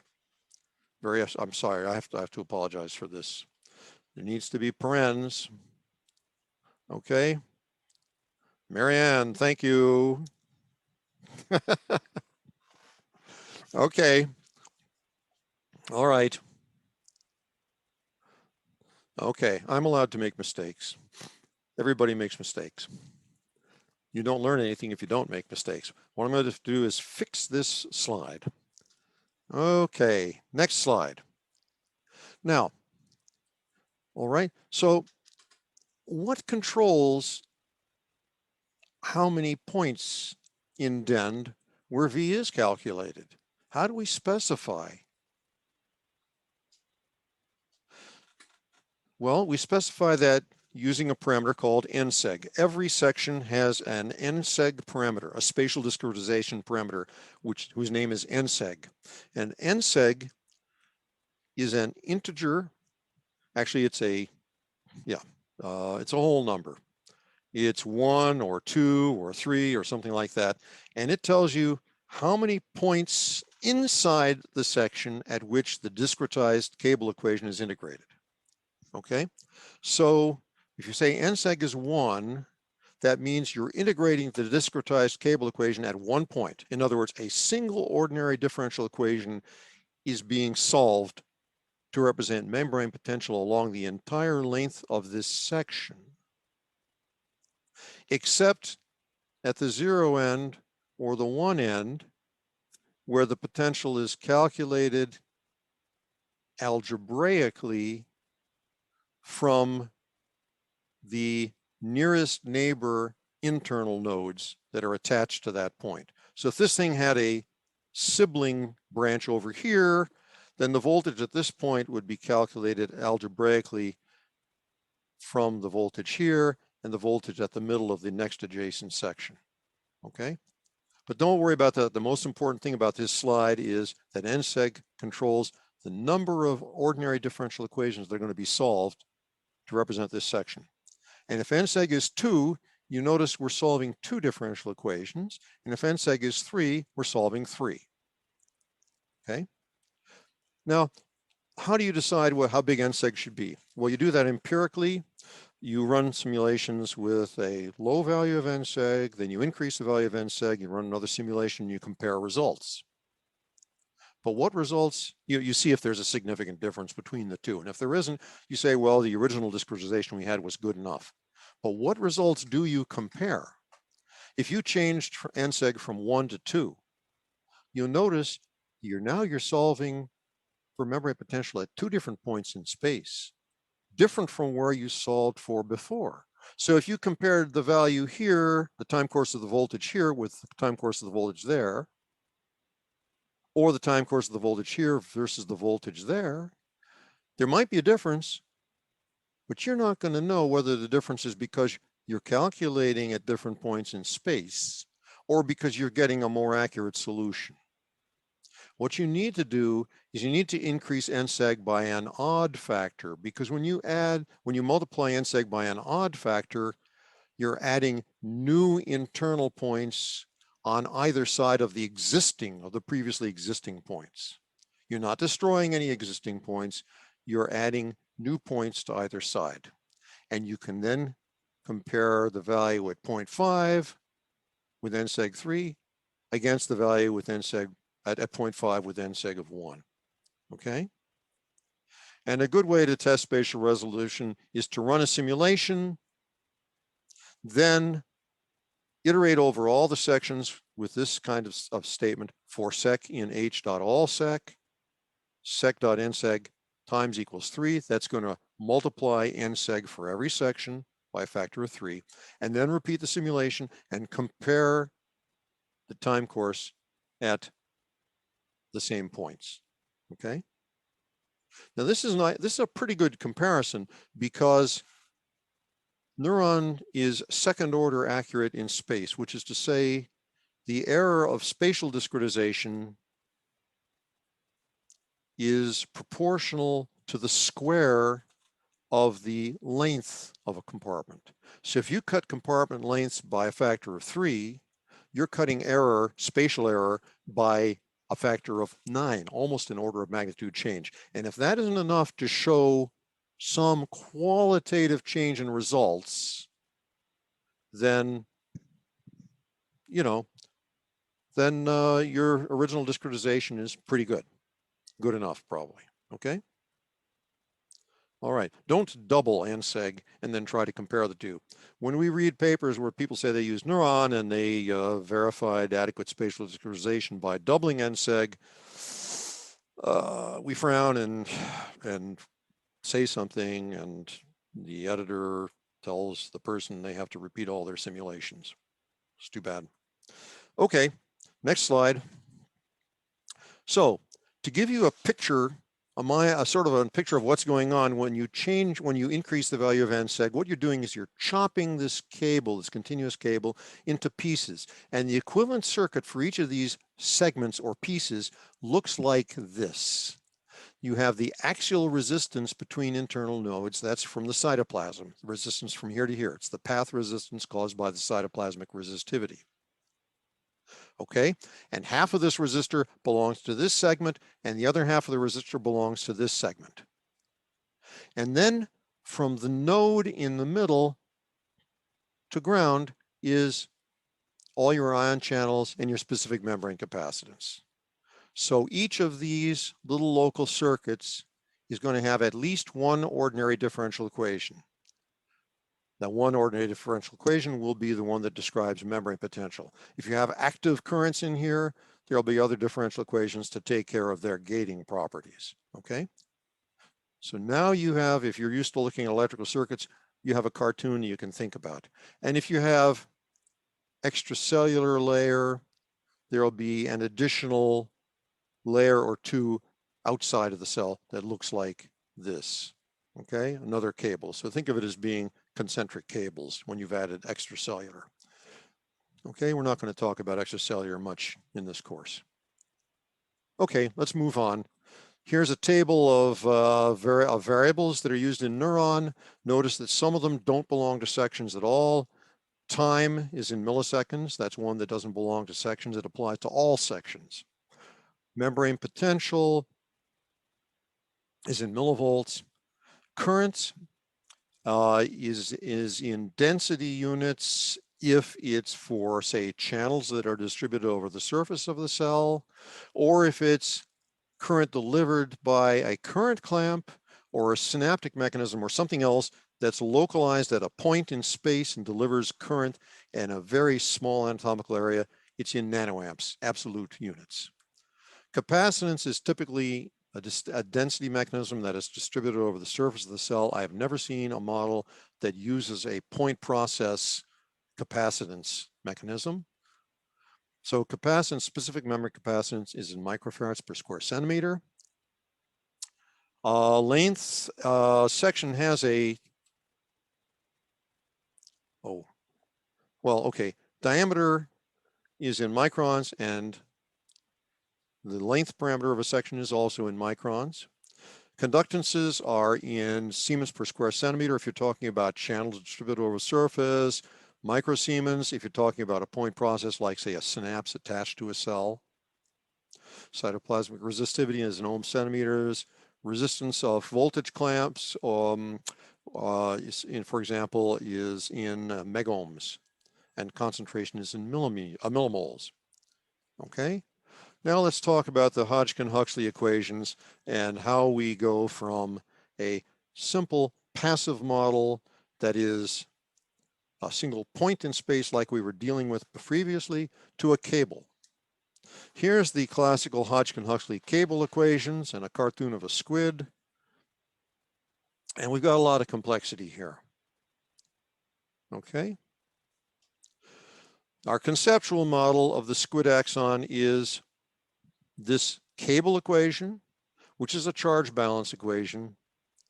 I won't go through the details of it, but basically this part here on the right-hand side is transmembrane currents, and this is axial current, okay? And each of the gating states is described by an ordinary differential equation, okay, whose rate constants are functions of membrane potential. Okay, so you got all these equations, all this complexity. How is it that you implement this in Neuron? Well, in Python, first of all, you create a section thing, and the syntax for that is right here, this line here, axon is equal to h.section, parens, name equals, and then the name of the string that you want that to be the name of the section. Okay, axon, and close parens. And then you specify its length, diameter, spatial discretization parameter, and I got this value from a method we'll talk about later in the course.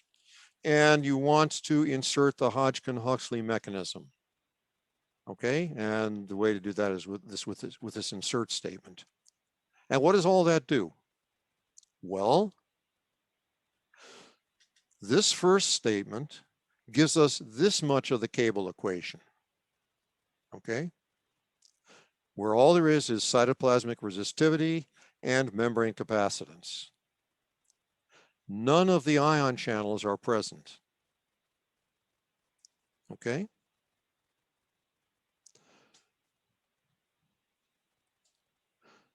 This statement gives us all the rest of this stuff. It adds the transmembrane currents to the right-hand side. Okay. Specifically, it adds a sodium current component, a potassium current component, and a leak current component, and all of these ancillary equations that control their gating variables.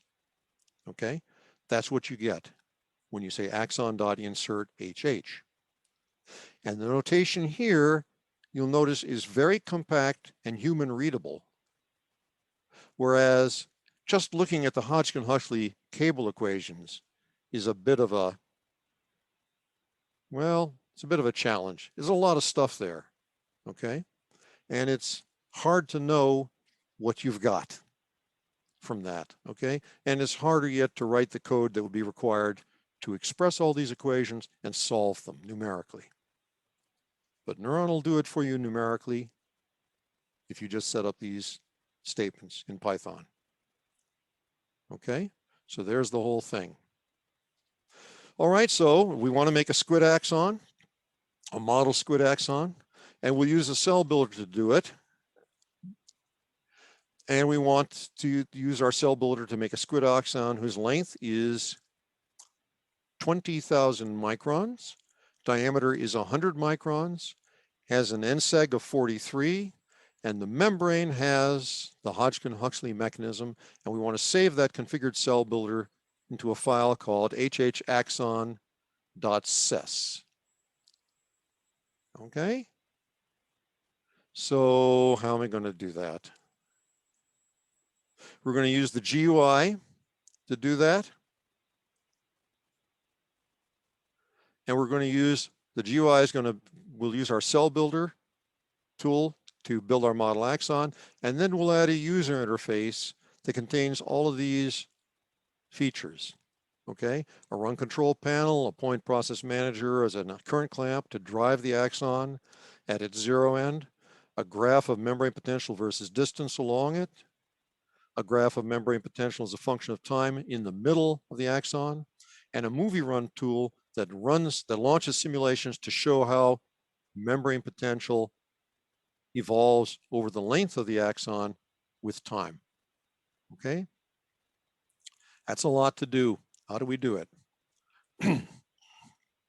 Okay, first,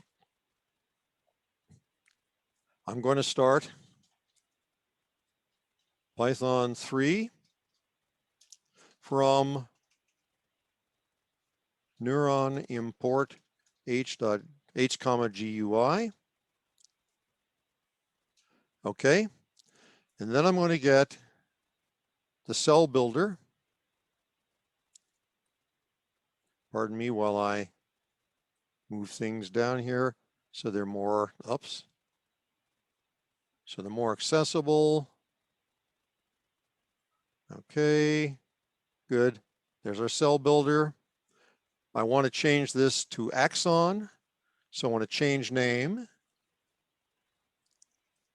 And I click on base name because I want that to be now axon, A-X-O-N, and I click on accept. And now I click on Soma, and that becomes axon. I can move the label, reassure myself that it's called axon. Now that looks like a circle, but that's just a cartoon. It's not what you're actually going to get. You'll get whatever it is you specify. We don't need subsets, but we do need geometry. We're going to talk about the axon's geometry, and we want to specify its length and diameter and its nseg parameter. Now I'm going to want to expose the tools that let me actually set values for these. So I go up here to specify strategy, clear that checkbox, and I see I want the length to be 2e to the 4, 2e4. That means 2 times 10 to the 4th microns long, 20,000 microns. Diameter, I want to be 100 microns. Nseg, I want to be 43. Okay. I'm done with geometry. I want to do biophysics next, so I click on biophysics. I want axon to have appropriate value for CM and RA, and Hodgkin-Huxley mechanism is going to be present. No pass, no extracellular, okay? And you'll see up here it says manage something or other. Let's expand that and see what it says. Manage what? It doesn't tell us. Okay. Okay, let's clear the specify strategy checkbox. And now we see CM already is the value we want. We click on RA. It has the value we want. That's appropriate for squid axon, 35.4 ohm centimeter. For mammalian axons, should be more like 100, 120, maybe 150, 160 ohm centimeter. And we're going to get Hodgkin-Huxley with the default density values and the default value of the Hodgkin-Huxley leak reversal potential, okay? Now I'm going to do file, save session. I'm going to call this hhaxon.ses, okay? So that I can get it back if I mess up and need to recover it. And now I'm ready to click on continuous create and start building the user interface. So let me click on continuous create. Okay. And let me go and look at our interpreter window here, our interpreter panel, and we see that there have been no error messages. And if I type H topology, open close parens, there we go. We see something that looks very long and it's called axon and we're okay. Okay, now let's drag this down. Let's make a run control panel. Let's make a graph of membrane potential versus time. Drag it down here. Let's make a current clamp. So it's tools, point processes, managers, point manager. We drag this down here, and we want it to be an I clamp. Select point process, I clamp.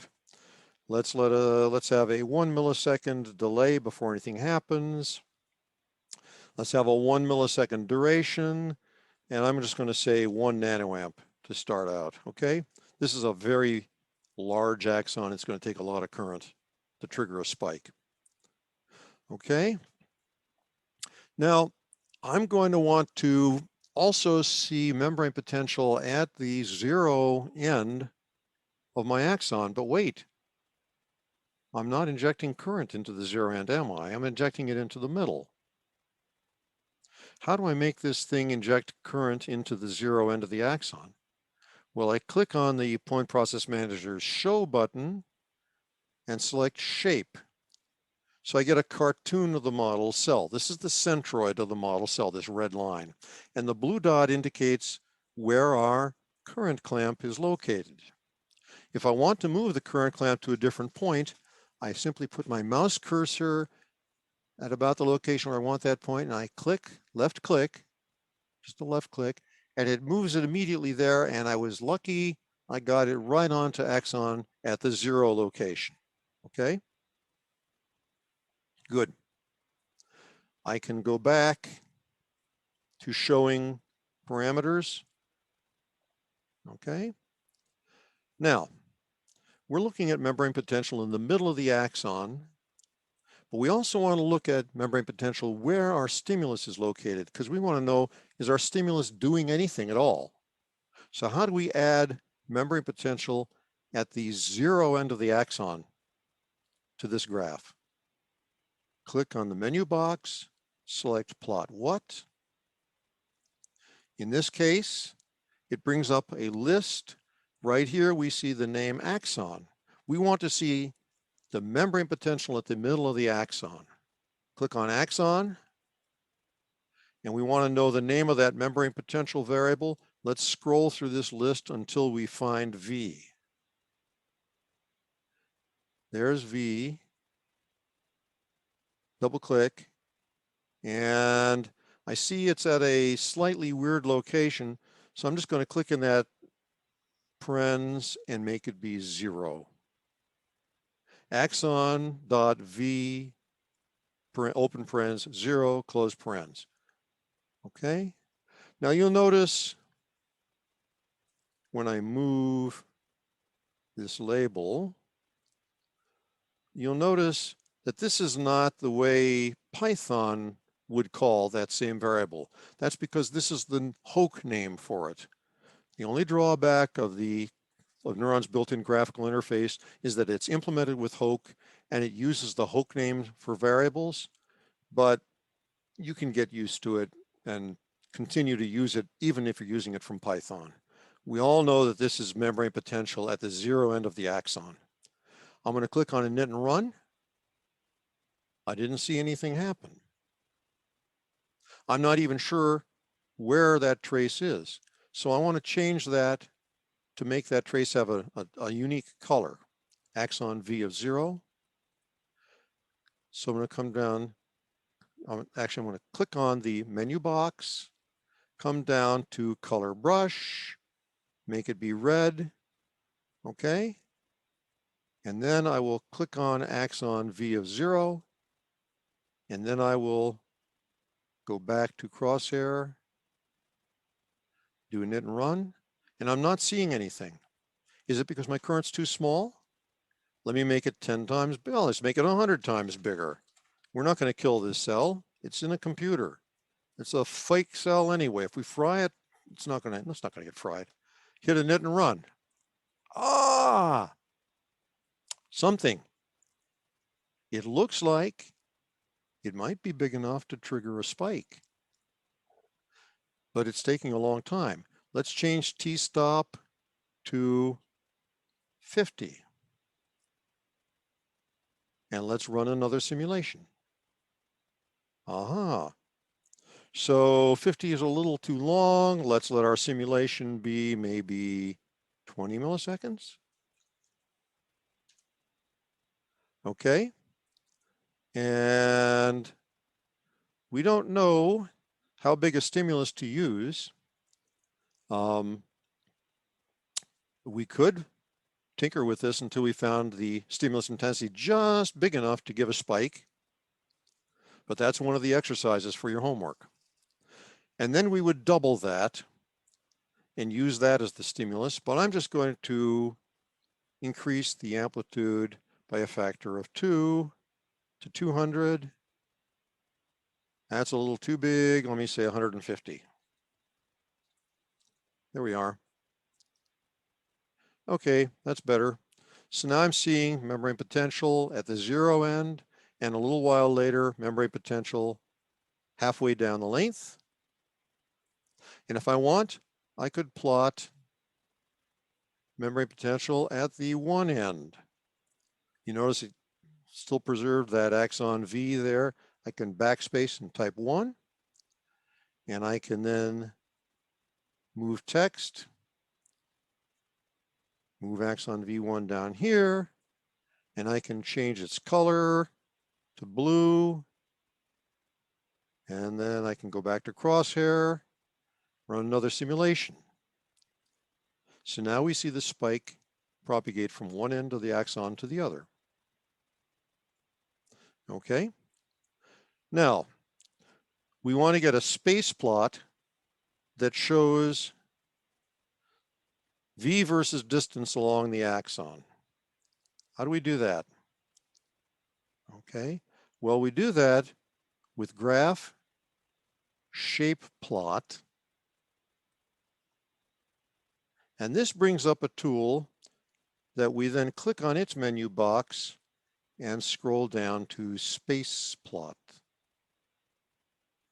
And now if I click on the canvas to the left of my axon's end, and I drag this rubber band, I keep the mouse down, keep the mouse pressed down, and I drag this rubber band over to the end of the axon, Neuron will discover the path in the cell that is closest to our rubber band and highlight it and spawn a graph of membrane potential. That's the name of the variable there, V, membrane potential.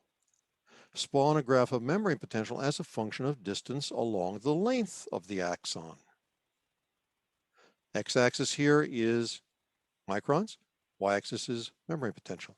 Do a init, continue for 1 millisecond, continue for another millisecond, another. Oh, that's pretty cool. How can we make that evolve more smoothly? Well, maybe I should first save a session file just so I don't mess anything up. So I want to save it over the existing hhaxon.ses file, so I'll double click that. And it says it already exists, right? Yes, go ahead. So now I'm safe. I can recover this if I blow anything up. I can get rid of this shape plot now. Don't need it anymore. Knit and run. But when I do an init and run, you'll see the simulation evolves so fast, it doesn't refresh this screen at all. We just see the distribution of membrane potential at the end of the simulation. We want a different tool. We want to see movie run tool. So it's tools, movie run. And now if I click on the init and run button in movie run,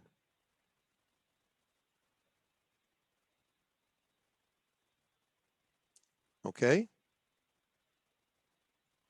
Now I don't know if movie run works properly under MS Windows now or not. It should work fine under Linux or on a Mac.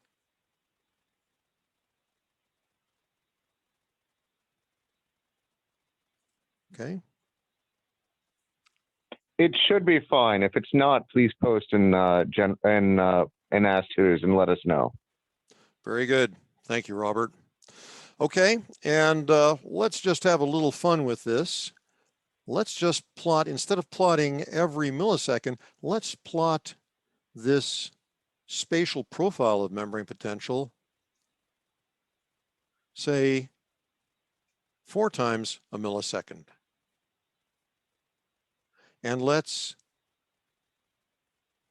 not only do that, but let's keep each of those traces, keep lines, like a memory oscilloscope. Okay, so let's do init and run under movie run. Oh, that's slick. Isn't that nice? Now these are a little weird because we're only plotting every, every quarter of a millisecond. So they're going to look a little jagged near the tops and maybe not as smooth as they could. But this is a nice figure because you got a point plotted for every point along the axon where membrane potential was calculated. You can see the spatial profile.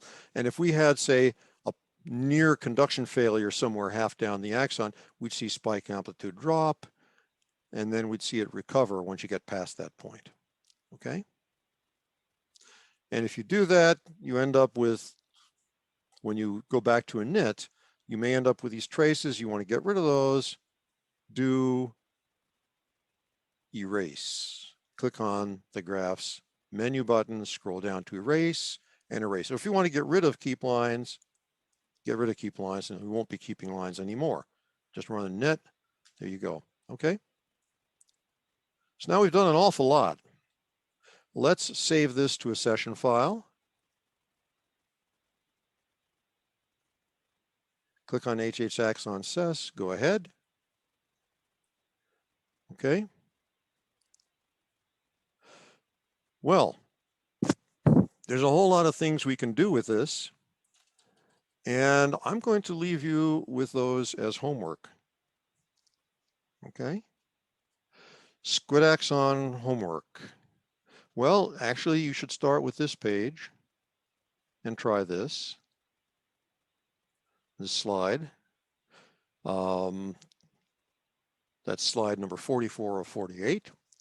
Then move on to the stuff on this page. Try that.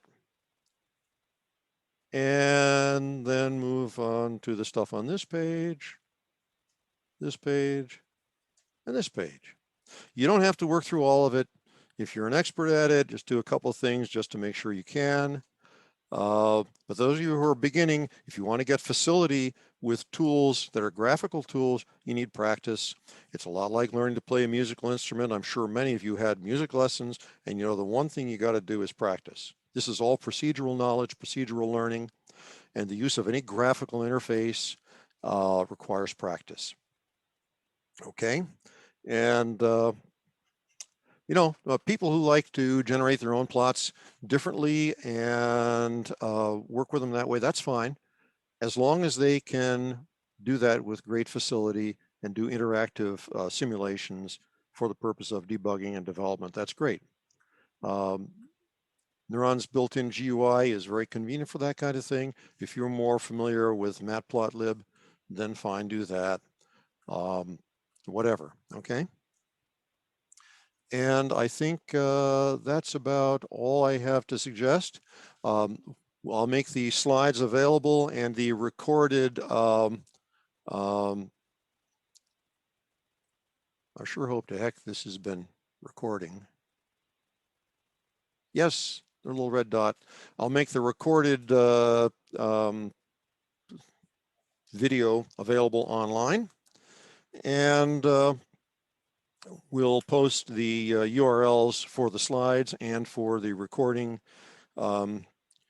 soon, so that you'll be able to go over this in your own time. Okay. At this point, I sure imagine that the tutors have been real busy. Am I right? Yeah, I see a lot of stuff in that Slack channel. The Ask Tutors channel. It's going to be persistent, so you can go back in your own time and you can read these questions and answers. And by all means, if there's something that you don't see an answer to, post a question there. And we'll be taking a look on and off over the next few days. The next time, our next class meeting is going to be on Tuesday next week, starting at the same time. I think it'll only run for about an hour. And we'll basically go over the exercises from this session, from this first session, and see if people have questions or other issues came up. And maybe we'll do a little more exploring of other interesting features. Okay, so are there questions? Hands up. Don't shoot. No. I see a hand up. Whose hand is up? Yes. Well, sir, do you have anything you need to say?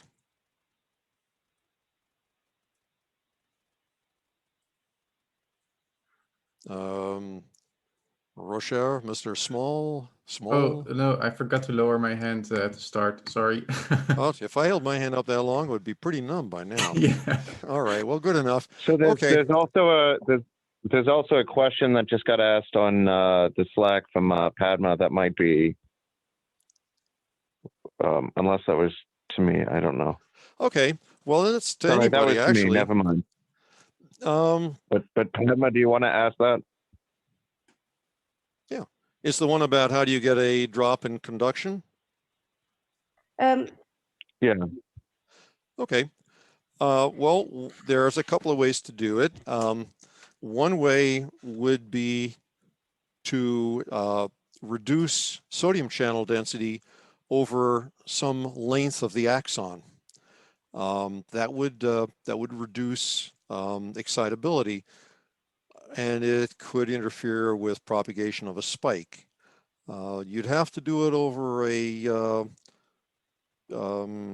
reasonable length of axon, and I don't know, it's a sort of an empirical question as to how long a piece would have to be impaired before it showed up in some effect on simulation results. My suggestion would be to make a model where you have three pieces, three sections in a series. One being the upstream axon, one being the downstream axon, and the third one being the impaired part of the axon in between. Because then it makes it very easy to manage Okay. the property of the impaired section, and you can change the sodium channel density in that section very easily in all of its segments without affecting it outside of that section. So you could use a cell builder to make three sections in series. And if I were to do that, let me show you what I would do in particular. Here's what I would do.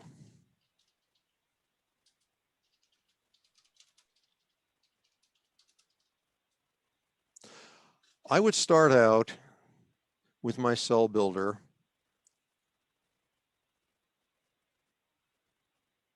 Okay.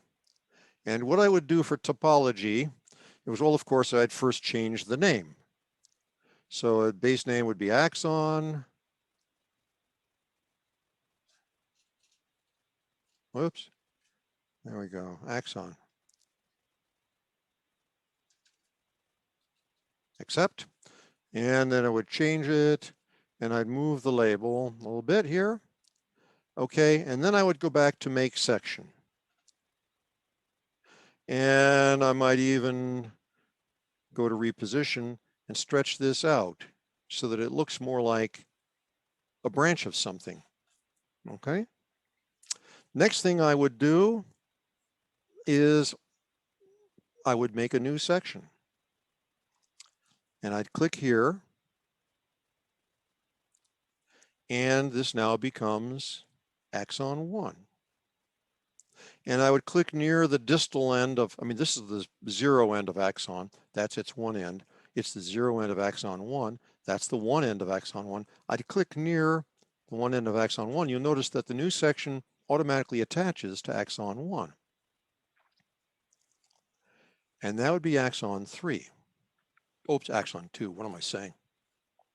Now I would move the labels to make them look a little prettier in my graphs.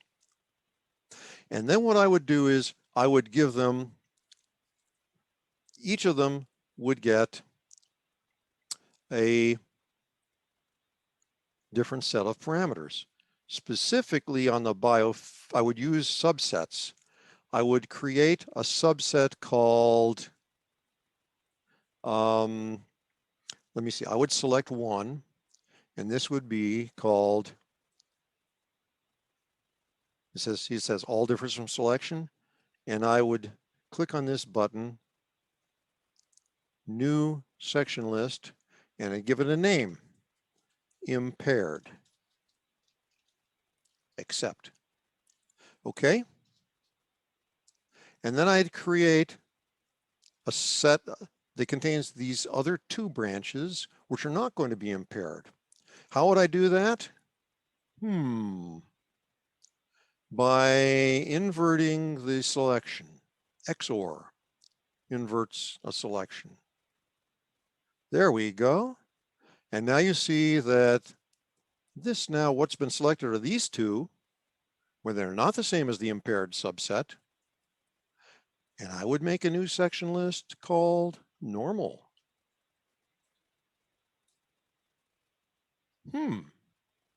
And of course, they'll all have the same geometry, but where things get interesting is on the biophysics page, where impaired gets RACM and Hodgkin-Huxley, and normal gets RACM and Hodgkin-Huxley. Okay, and we get to the biophysics page's parameters. So the impaired is going to have the same RA and CM as normal does, right? But the Hodgkin-Huxley is going to be different. For the Hodgkin-Huxley that's normal, we'll leave all these parameters unaffected.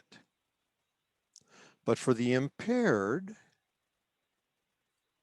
we're going to change this by cutting all the channel densities by a factor of 10. Okay?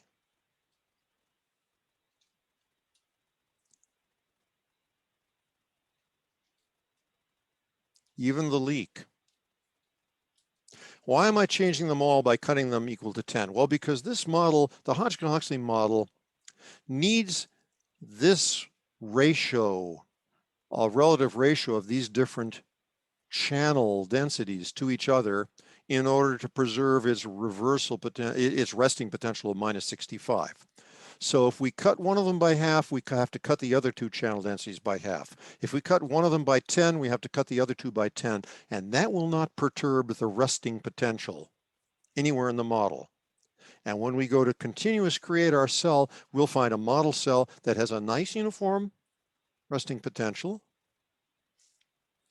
but there'll be something wrong with this middle section.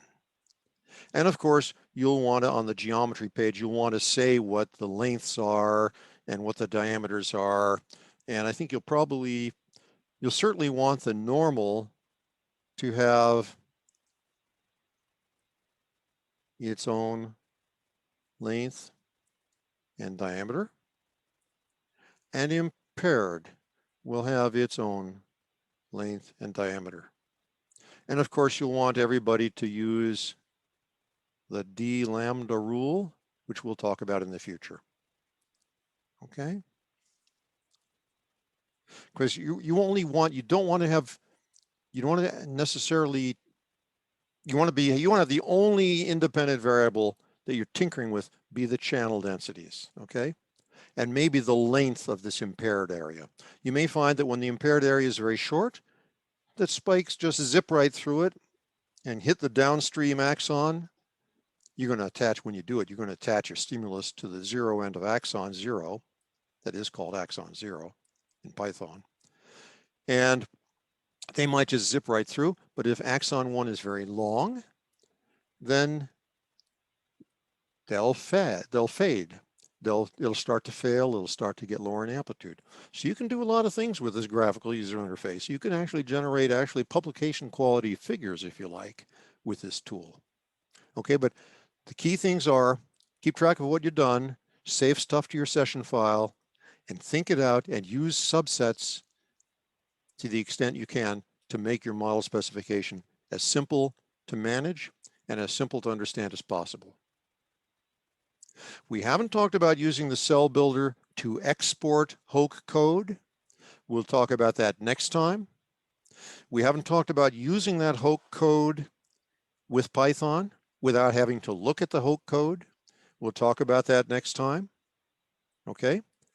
And these will all foreshadow things that Robert will detail much more when he gets to his presentations about Python.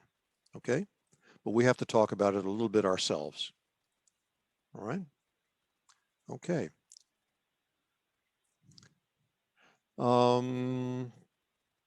In Movie Run, why do we have all the simulations in the same color? Well, actually, no, it's a time exposure. It's not like a time exposure, excuse me. It's like frames of a movie overlaid on top of each other. And as you advance in time, the color doesn't change. It's just drawn in a different place. Waiting room, who's there? Okay, all right. Is there a minimum? Yes, nseg is a whole number. It cannot be smaller than 1. And you can use anything you want, but if you use too large a number, you're just going to be creating empty resolution. You'll be creating extra equations that Neuron has to solve numerically and slowing your simulations down without gaining any increased accuracy. In fact, you could get to the point where a round-off error impairs your accuracy. Okay. All right. It's about time. I think we're going to be booted off. All right. Be sure to work through the what we showed today and try to recapitulate some of what we've done. Practice makes perfect. If you have questions, post them here on the Ask Tutors, and we'll try to check on this every so often. And actually, I get notifications when people post stuff on this. So I imagine how long will be available for review? Later on today. I've been recording locally to ensure good quality of the recording. And that means I'm going to have to upload the recording. And there'll be some initial wasted time when people were trying to join and weren't joined yet. And we don't want to have 10 or 15 minutes of that at the beginning of the recording. I'll see if it's possible to edit that out. If not, I'll just simply tell you at what point you need to jump to see it. Okay. All right. Cannot run the point process as no access session. Yes, you have to have a section existing before you start a point process manager. Yes, somebody replied already. Yeah, did you click continuous create? Excellent, that worked. Yes, perfect. Okay. All right, terrific. Thank you all very much. And I look forward to seeing you next time. We'll be sending out the URLs to the recording and the slides, and also an invitation. I'm going to be setting up a new invitation to next Tuesday's Zoom meeting. It will start at 1 o'clock and will probably only last an hour. Okay. Thanks again. And there's last chance for anybody to scream for help if they have to. Okay. All righty. I'm stopping sharing and about to end. Bye-bye.